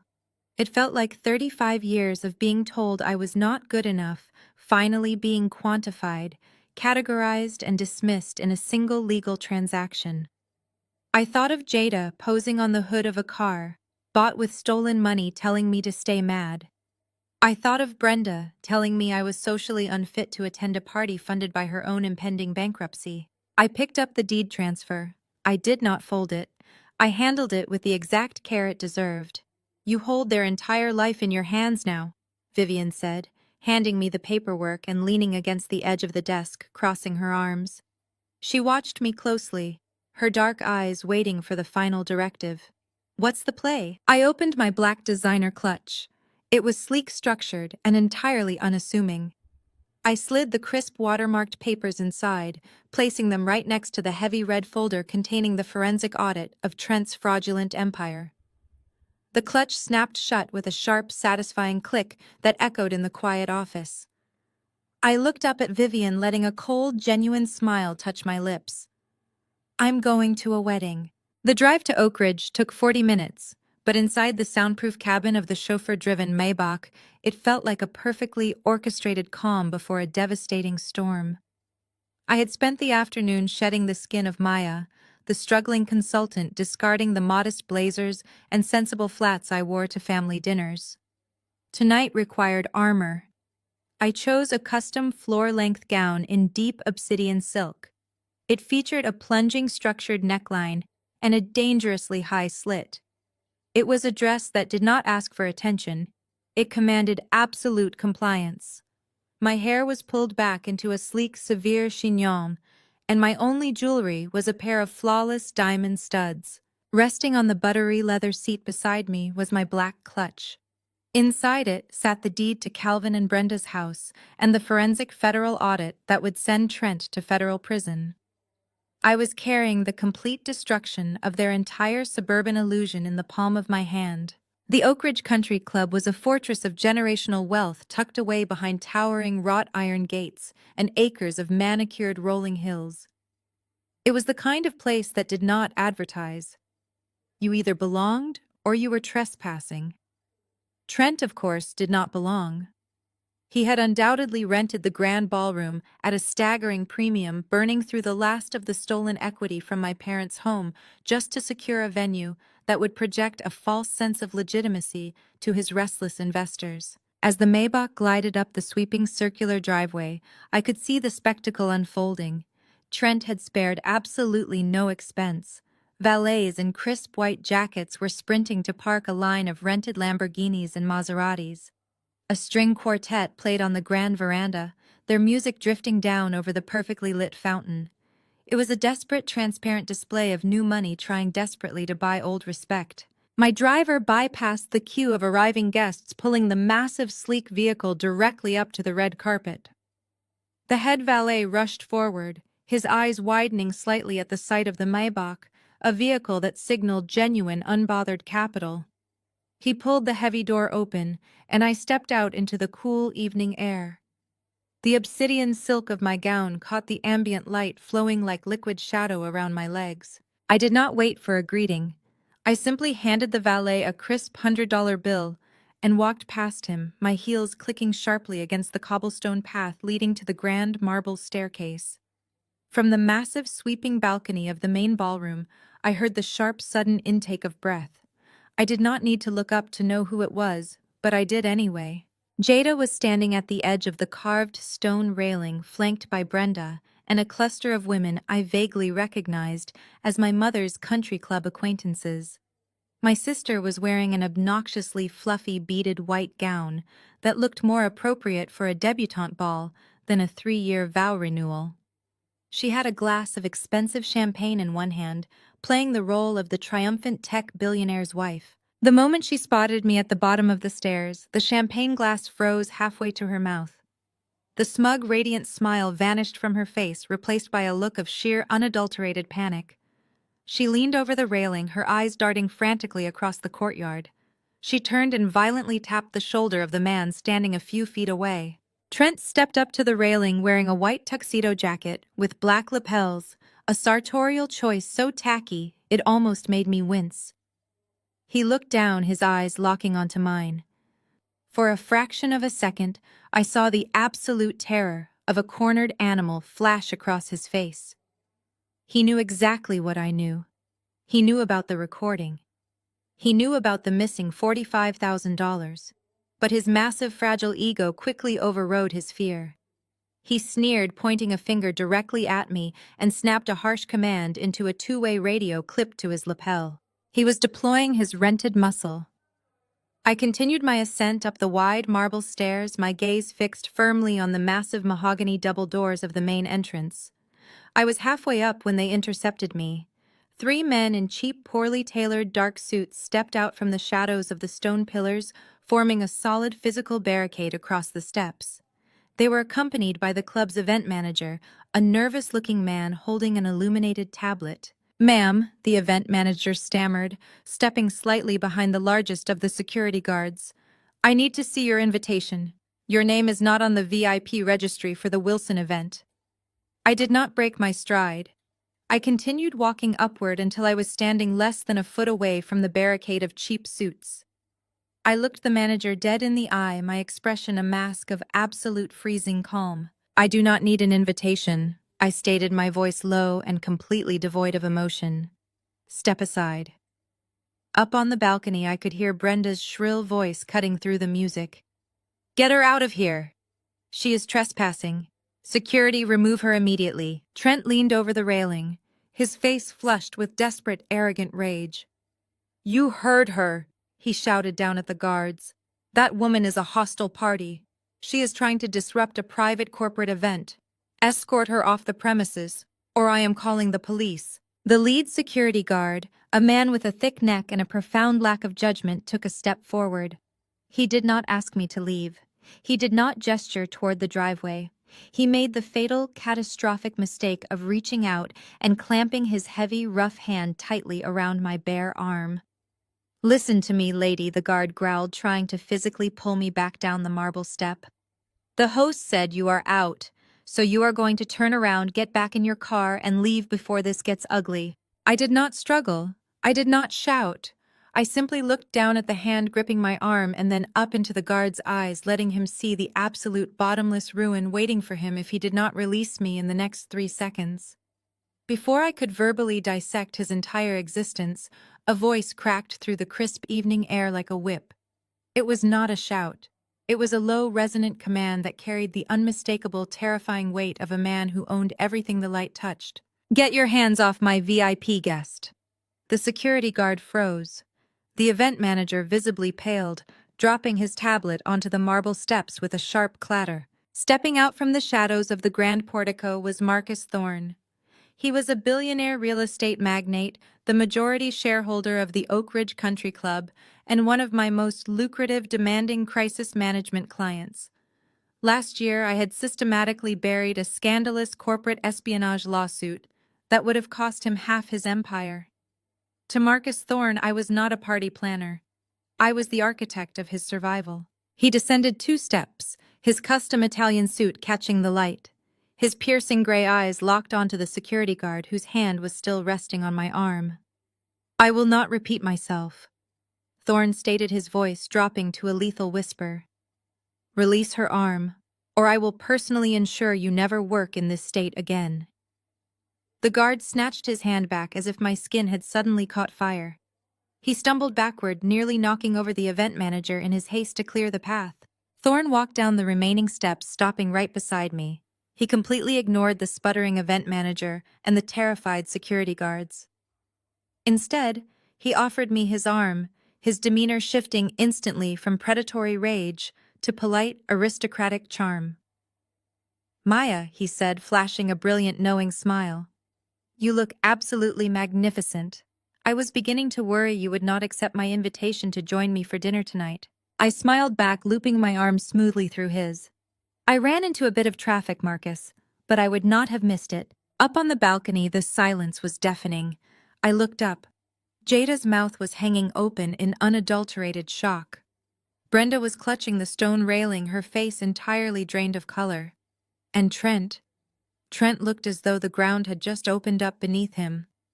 He was staring at Marcus Thorne, a man whose investment capital Trent had been desperately, unsuccessfully trying to court for 6 months, escorting the sister-in-law he had just tried to physically throw out of the venue. Trent's smug, arrogant facade fractured, replaced by sheer, suffocating terror.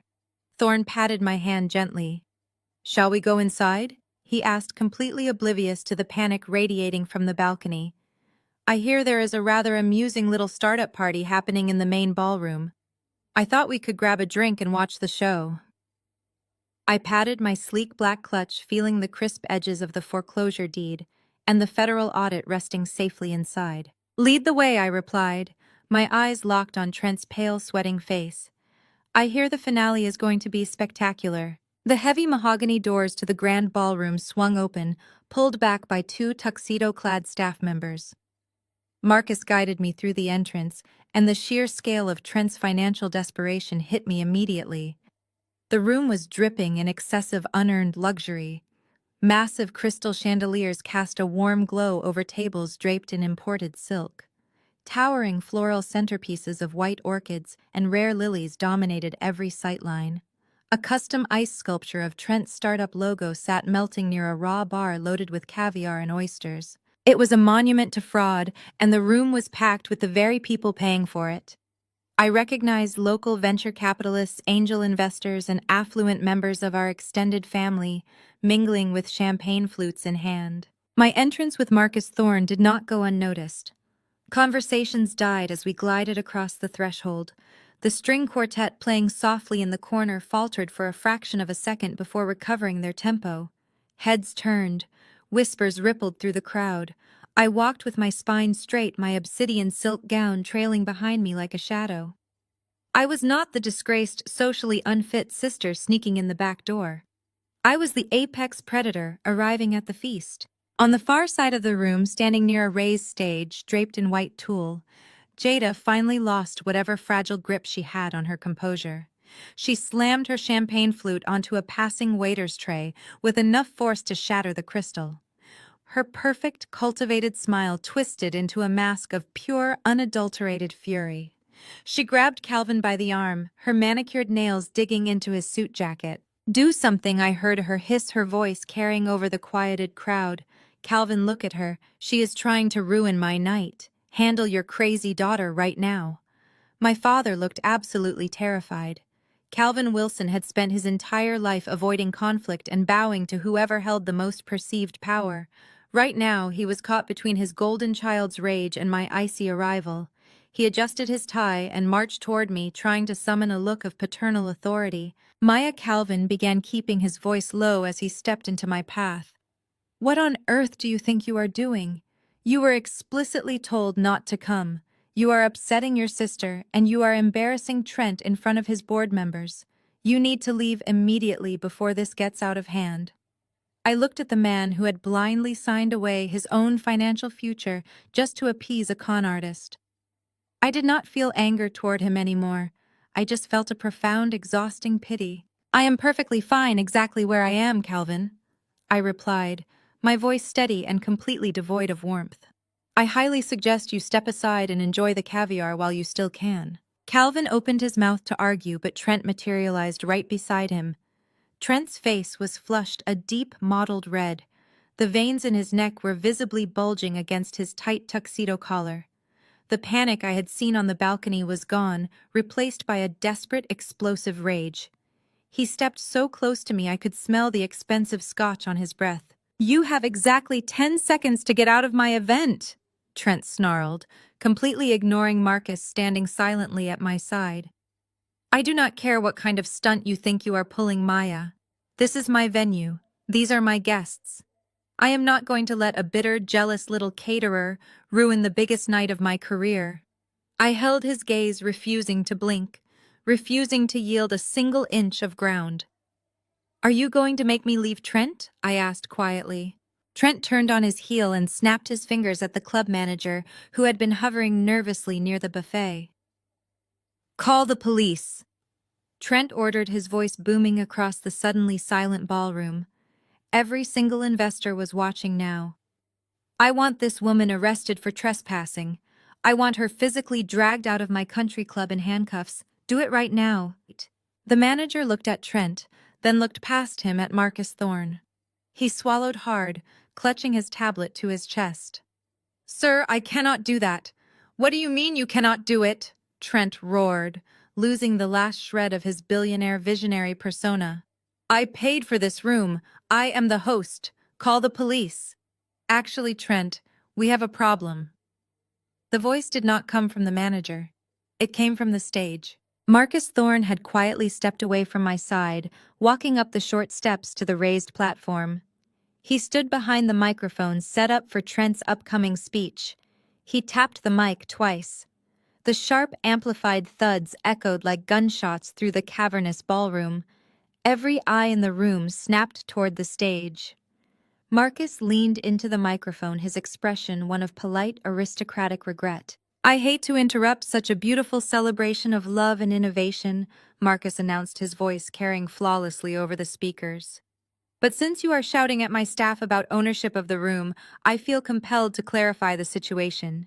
You see, Trent, your corporate card just declined. The silence in the ballroom became absolute. It was a thick, suffocating vacuum. Nobody moved. Nobody breathed. Marcus offered a sympathetic, razor-sharp smile.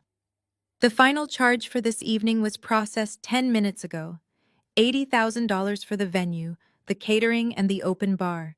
Your card bounced. We ran it twice. Insufficient funds. Your backup card also declined. Technically, you are the one trespassing as you have not paid for the space. I watched Trent's face drain of all color. He looked like he had been physically struck. He opened his mouth, but no sound came out. The illusion was shattering in real time in front of the exact people he needed to maintain it. Fortunately, Marcus continued gesturing toward me with a graceful sweep of his hand. Maya here is a highly valued VIP guest of mine. When my management team informed her of your unfortunate financial shortfall, she was kind enough to step in. She just covered the entire venue cost for the evening in cash. So, Trent, she is not trespassing. She is your sponsor. The fallout was immediate. A low, frantic murmuring erupted across the ballroom. Investors leaned in close to one another, their eyes darting toward Trent. I heard the word insolvent whispered sharply from a table of venture capitalists. Another man, an angel investor I knew Trent had been courting for $1 million seed round, quietly set his champagne glass down and began walking straight toward the exit. Jada looked like she was going to pass out. She swayed on her high heels, grabbing a chair to steady herself. Her face was chalk white, her eyes darting frantically around the room as she watched her carefully constructed socialite status evaporate into thin air. Brenda rushed to her side, frantically fanning her with a cocktail napkin, shooting me looks of absolute venom. Trent was frozen, his mouth opening and closing like a suffocating fish. He looked at Marcus, then at the whispering investors, and finally at me. He was completely trapped. He could not throw me out without admitting he was broke. He could not call the police without getting arrested for unpaid services. He was entirely at my mercy. I unclasped my black designer clutch. I reached inside and pulled out the heavy red folder. The leather felt cool and smooth against my fingertips. I walked past Trent, stepping around his frozen, panicked form. I climbed the short steps to the stage. Marcus offered me a respectful nod and stepped aside, handing me the microphone. I looked out over the sea of shocked faces, past the whispering investors, past my mother's terrified glare, and finally locked eyes with my sister and her fraudulent husband. "Good evening, everyone," I said, my voice echoing crystal clear across the ballroom. "I know you were all expecting a presentation about a revolutionary tech startup. But since I am paying for the room tonight, I thought we could discuss something much more interesting. Let us talk about where your money actually went." I did not raise my voice. I did not need to. When you hold the absolute truth, you do not need volume to command a room. I raised my left hand and gave a sharp, precise nod toward the glass-enclosed audio-visual booth suspended above the back of the ballroom. I had arranged a meeting with the head technician exactly 2 hours before the event, offering him a cash bonus that exceeded his quarterly salary to follow my cues explicitly without asking a single question. He earned every single penny of that bonus. The massive digital screens flanking the altar flickered violently. The romantic soft-focus slideshow of Trent and Jada kissing on various rented yachts and toasting with expensive champagne vanished. In its place, a blinding white background illuminated the room, displaying a stark, highly detailed forensic accounting flowchart. The collective gasp from the venture capitalists in the room was audible.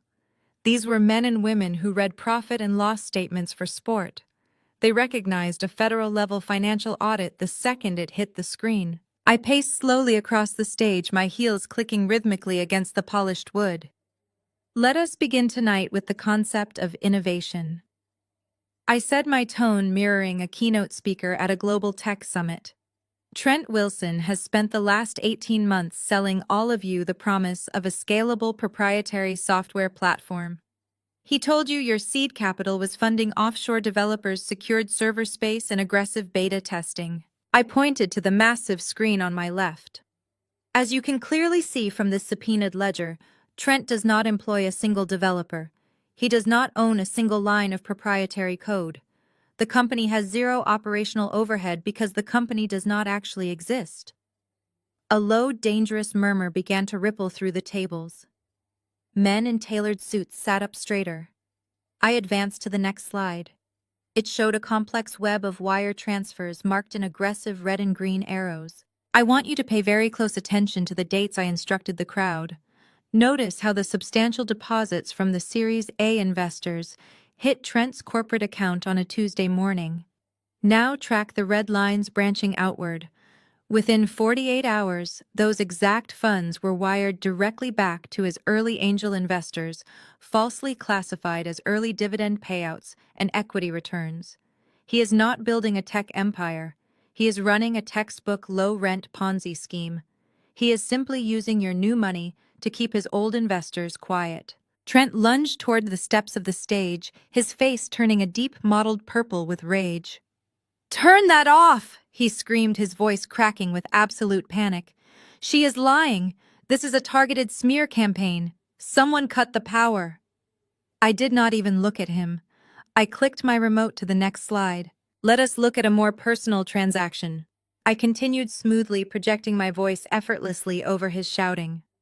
2 months ago, Trent needed an immediate bridge loan to cover a massive shortfall before an investor caught on to his scheme. He convinced my parents to pressure me into providing $45,000. I displayed the official wire transfer from my business account to his corporate shell. Now let us follow that money. The massive screen split in half. On the left side, an official bank record showed my $45,000 merging with an unauthorized $350,000 equity withdrawal taken against my parents' home. The entire lump sum was immediately routed to an offshore account in the Cayman Islands. The right side of the screen updated to show a digitally signed receipt from a luxury European auto dealership. The total matched the offshore transfer almost to the exact penny. Trent did not secure server space, I stated, my voice echoing off the crystal chandeliers overhead. He bought his wife a custom-ordered Porsche Cayenne. I clicked the remote one more time, and a massive high-resolution screenshot of Jada's text message appeared on the screens. It featured the two of them posing with the gleaming car, complete with the caption explicitly thanking me for funding their upgrades. The reaction from this crowd was instantaneous and utterly brutal. I could hear chairs scraping violently against the floor as furious investors stood up from their tables. Jada let out a strangled, horrified sob, dropping her customized champagne flute and covering her face with her hands. Brenda and Calvin were frozen in their seats, staring at the screens in absolute catatonic shock. The reality of their ruined credit, their stolen equity, and their impending homelessness was finally sinking into their carefully curated suburban minds.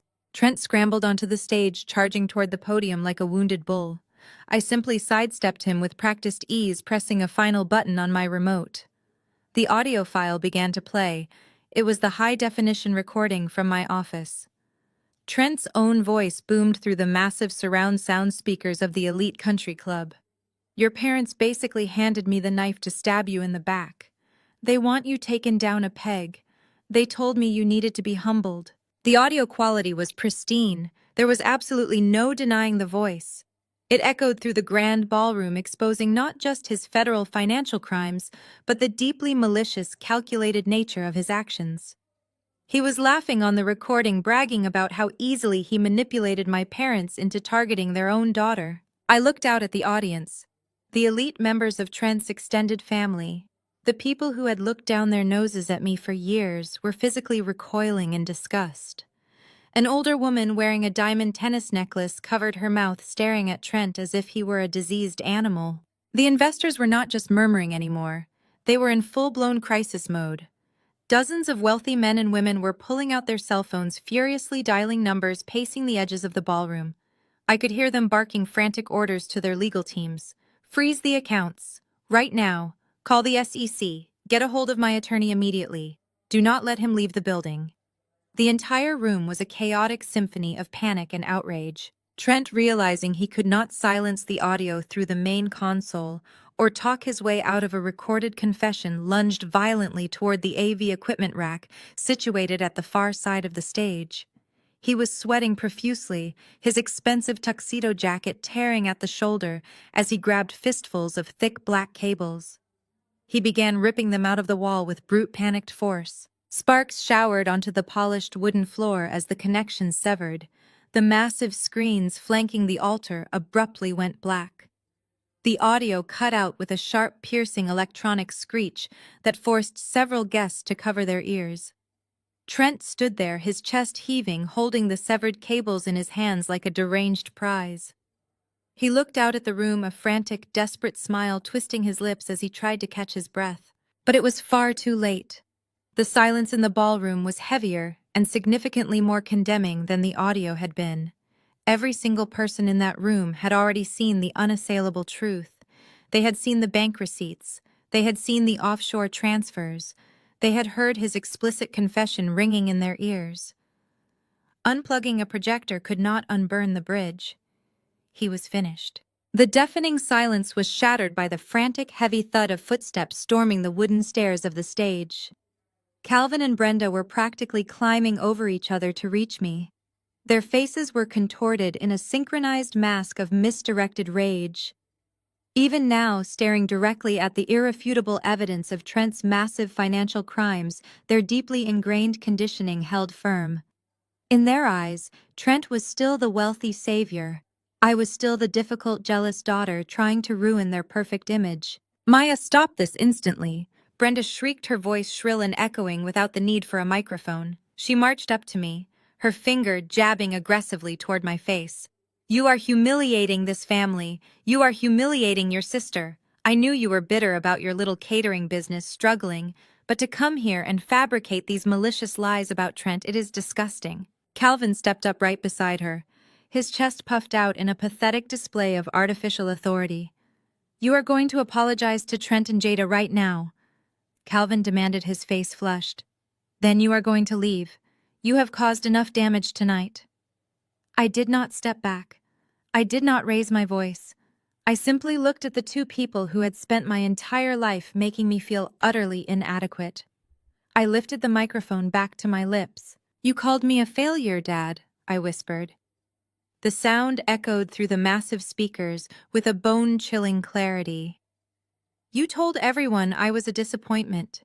You said Trent was your savior. You said he was going to elevate this family to the next level. I turned my gaze away from my parents and looked up at the glass-enclosed AV booth. I gave one sharp, deliberate nod. Trent had ripped the primary cables out of the wall, but he clearly did not understand how a state-of-the-art, multi-million-dollar facility operated. The technicians seamlessly switched the feed to the venue's secondary wireless projection system. The massive screens flanking the stage roared back to life, flooding the room with stark white light. Let us see exactly how your savior elevated you, I said, pointing to the screens. The image displayed was not a wire transfer from an offshore account. It was a scanned, highly detailed copy of a formal bank document. At the very top, in bold, unforgiving letters, read the phrase, "Notice of intent to foreclose." Right beneath it was the exact address of Calvin and Brenda's sprawling suburban home, the home they had prized above everything else, the home they had leveraged to fund Trent's fraudulent empire. Brenda's furious ranting stopped instantly. Her mouth hung open.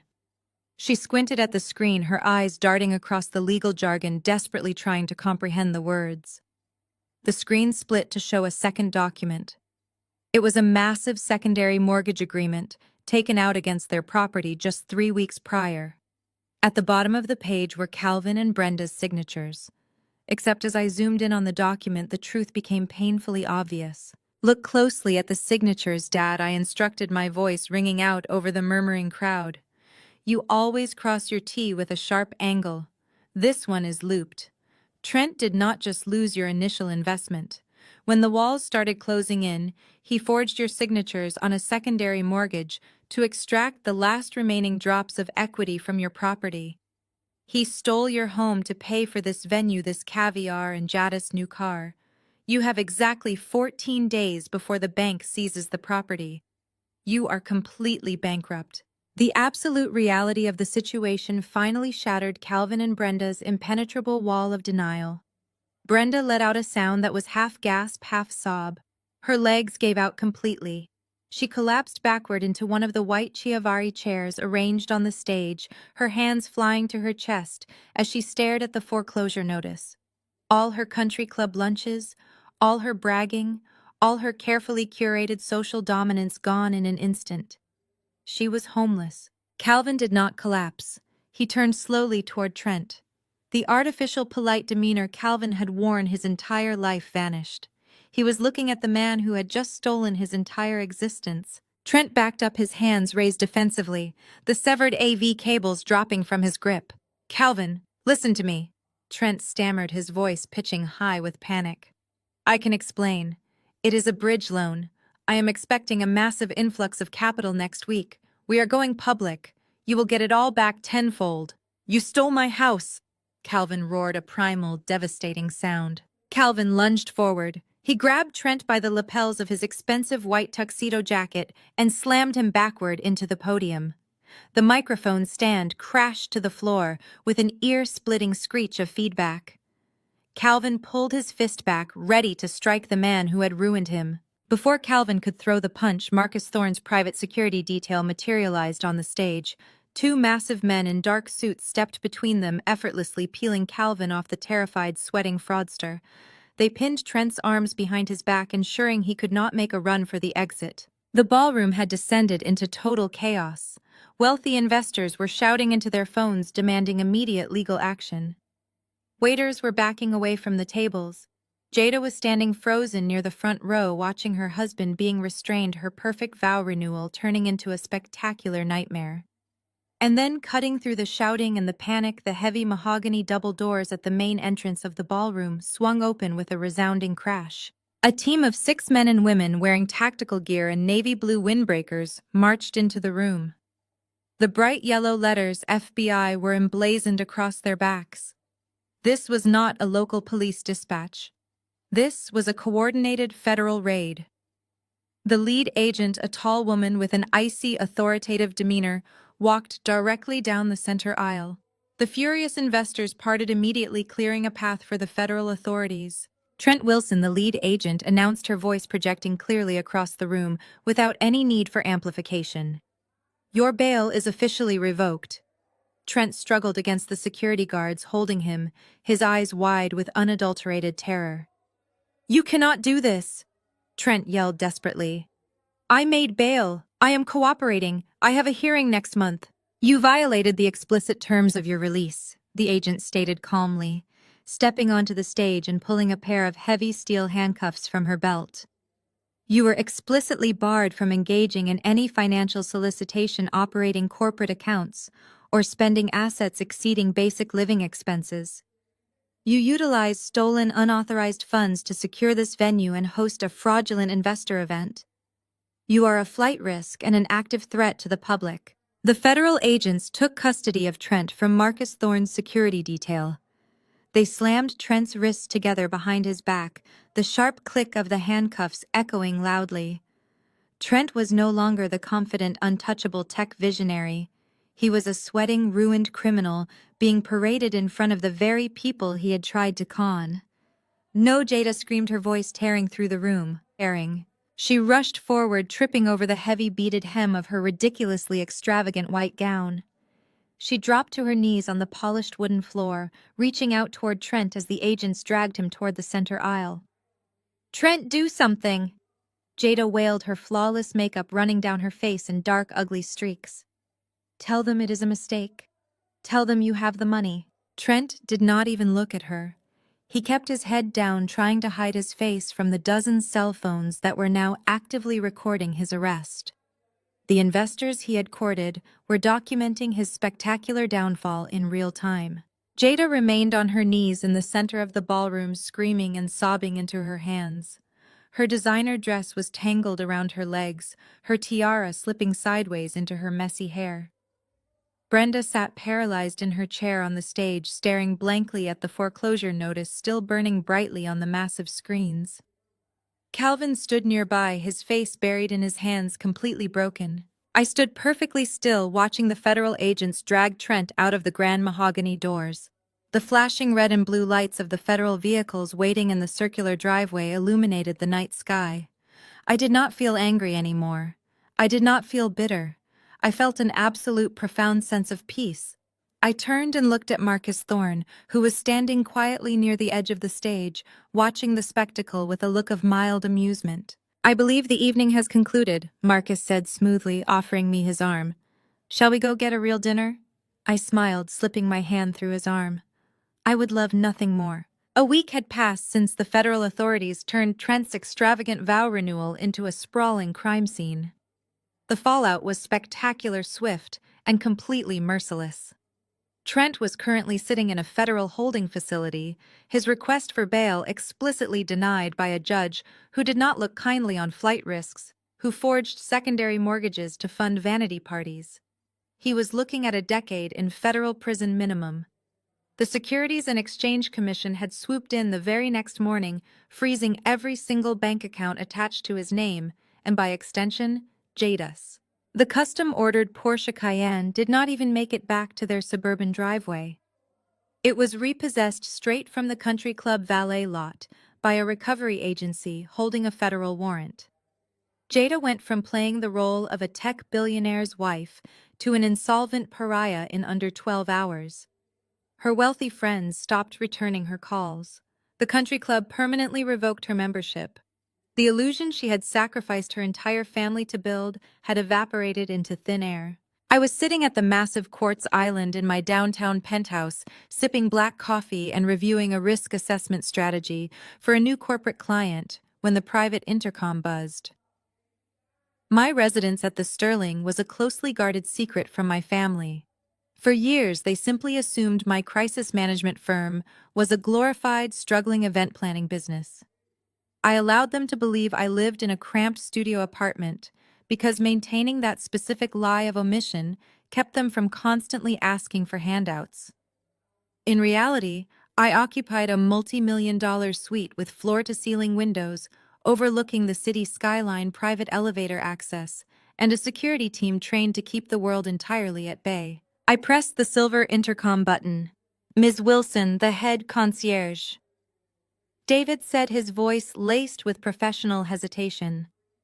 "There is a woman in the main lobby claiming to be your sister. She has several pieces of luggage and is aggressively requesting access to your suite. I informed her we require explicit resident authorization, but she is becoming quite distressed and making a scene. Send her to the private reading lounge off the main lobby," I instructed, setting down my coffee mug. "I will be down in exactly 2 minutes. Do not let her pass the security desk under any circumstances." I did not bother changing out of my emerald green silk lounge set. I stepped into the private elevator and descended 40 floors in smooth silence.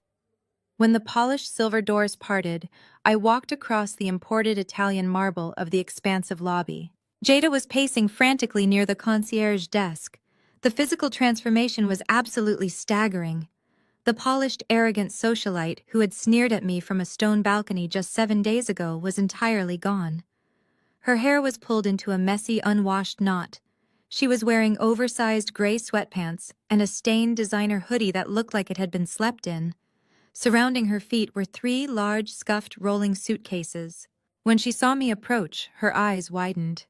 She stopped pacing, her gaze darting wildly from my expensive silk outfit to the opulent, towering architecture of the lobby, her brain desperately trying to process the reality of my actual life. You live here? Jada breathed, her voice cracking with disbelief as I stopped a few feet away from her. In this building. This is the most expensive real estate in the downtown district. I thought you were barely making rent. Mom and Dad said your business was failing. I never said my business was failing, Jada, I replied, my voice steady and entirely devoid of warmth. You and Calvin just assumed crisis management meant I was an overpriced party caterer. I fix catastrophic public relations disasters for billionaires and global corporations. It pays remarkably well. Now why are you sitting in my lobby with your luggage? Jada's face immediately crumpled, and she launched into a frantic, tearful performance. She threw her hands up, her voice echoing loudly off the marble walls. Maya, you have to help me. The feds took everything. They froze my checking accounts. They seized my jewelry. They even took my engagement ring. I tried to go to Mom and Dad, but the bank locked them out of the house yesterday. They are staying in a cheap, disgusting motel by the highway, and they will not even answer my calls because they blame me for bringing Trent into the family. I have nowhere else to go. You have to let me move in with you. Just for a few months until the lawyers sort this out and I get back on my feet. I am your sister. We are family. She reached out, trying to grab my hand, but I took a smooth, calculated step backward, maintaining a strict physical boundary between us. Trent manipulated me, Maya. Jada sobbed, her tears falling fast and heavy down her cheeks. He lied to me about everything. I did not know he was running a Ponzi scheme. I did not know he was stealing from your company. I did not know he forged Dad's signature on the second mortgage. I was a victim too. He made me believe we were wealthy and successful. You cannot leave me out on the street. I have absolutely nothing left. I looked at her, searching her face for even a fraction of genuine remorse, a single shred of accountability. I found absolutely nothing but a cornered opportunist desperately seeking a new host to drain. Do not insult my intelligence. Jada, I said, my voice dropping to a freezing, precise whisper that cut right through her sobbing. You were not manipulated. You knew exactly what kind of man Trent was the day you married him. You knew he had no viable product, no engineering staff, and no actual revenue. You did not care where the money came from, as long as you got to play the role of the superior wealthy housewife. Jada shook her head violently, trying to interrupt, but I held up a hand, silencing her instantly. You gloated about that Porsche, knowing full well it was bought with $45,000 stolen directly from my business accounts. You stood on that balcony a week ago and ordered security to physically throw me out into the street because you wanted to protect your fraudulent illusion. You loved looking down on me. You loved being Calvin and Brenda's golden child. You built your entire identity on the belief that you were inherently better than me, and you were willing to let Trent destroy our parents' entire financial future just to maintain your social status. Jada let out a loud, pathetic gasp, covering her face with her hands, as the few remaining guests in the lobby turned to stare at the commotion. Please, Maya, she begged, her voice muffled behind her hands. I am begging you. I have nowhere to go. You have a massive penthouse. You have the space and the money. You cannot just turn your back on your own flesh and blood. I stepped closer, leaning in, so only she could hear the absolute finality in my voice. You weren't manipulated, Jada. You just thought you were untouchable. Call an Uber. I turned on my heel and walked back toward the private elevator. I did not look over my shoulder as the heavy steel doors slid shut, completely blocking out the sound of my sister crying alone at the concierge desk. The very next morning, the sunlight streaming through the floor-to-ceiling windows of my corner office felt particularly brilliant. My firm, Sterling Crisis Management, occupied the entire top floor of a sleek glass high-rise in the financial district. The aesthetic was deliberate: dark mahogany wood, brushed steel accents, and minimalist leather furniture. It was a space designed to intimidate the powerful men and women who came to me when their empires were on the verge of collapse. I was sitting at my desk finalizing the acquisition paperwork for my latest offshore asset when my assistant tapped lightly on the open glass door. Ms. Wilson. She said, her tone meticulously professional, but carrying a hint of caution. A Mr. and Mrs. Wilson are in the reception area. They do not have an appointment, and I inform them that you are booked for the morning. However, they are refusing to leave. They say it is an absolute family emergency. I did not look up from my tablet. Send them in. A moment later, Calvin and Brenda walked through the heavy glass doors. The sight of them was genuinely jarring. For 35 years, I had known my parents as towering figures of suburban arrogance. They were the people who commanded every room they entered, dictating standards, judging outfits, and constantly reminding everyone of their superior social standing. That illusion was completely shattered. Calvin looked like he had aged a decade in 7 days. His shoulders, usually pulled back in stubborn pride, were slumped forward. He was wearing a wrinkled beige suit that looked like it had been hastily pulled from the floor of a motel room. Brenda was entirely unrecognizable. The perfectly styled hair, the expensive jewelry, the country club posture, all of it was gone. She looked small, fragile, and utterly exhausted. Her eyes were red-rimmed and swollen from what must have been days of uninterrupted crying. Calvin was clutching a thick, crumpled manila envelope in his trembling hands. He walked up to my massive mahogany desk, stopping just short of the leather guest chairs. He did not command me to stand. He did not raise his voice. He simply looked around my expansive multi-million-dollar office with a dazed, uncomprehending expression. Maya, Calvin began, his voice breaking immediately. He swallowed hard and placed the manila envelope on the polished wood between us. We got the certified letter from the bank this morning. The foreclosure went through.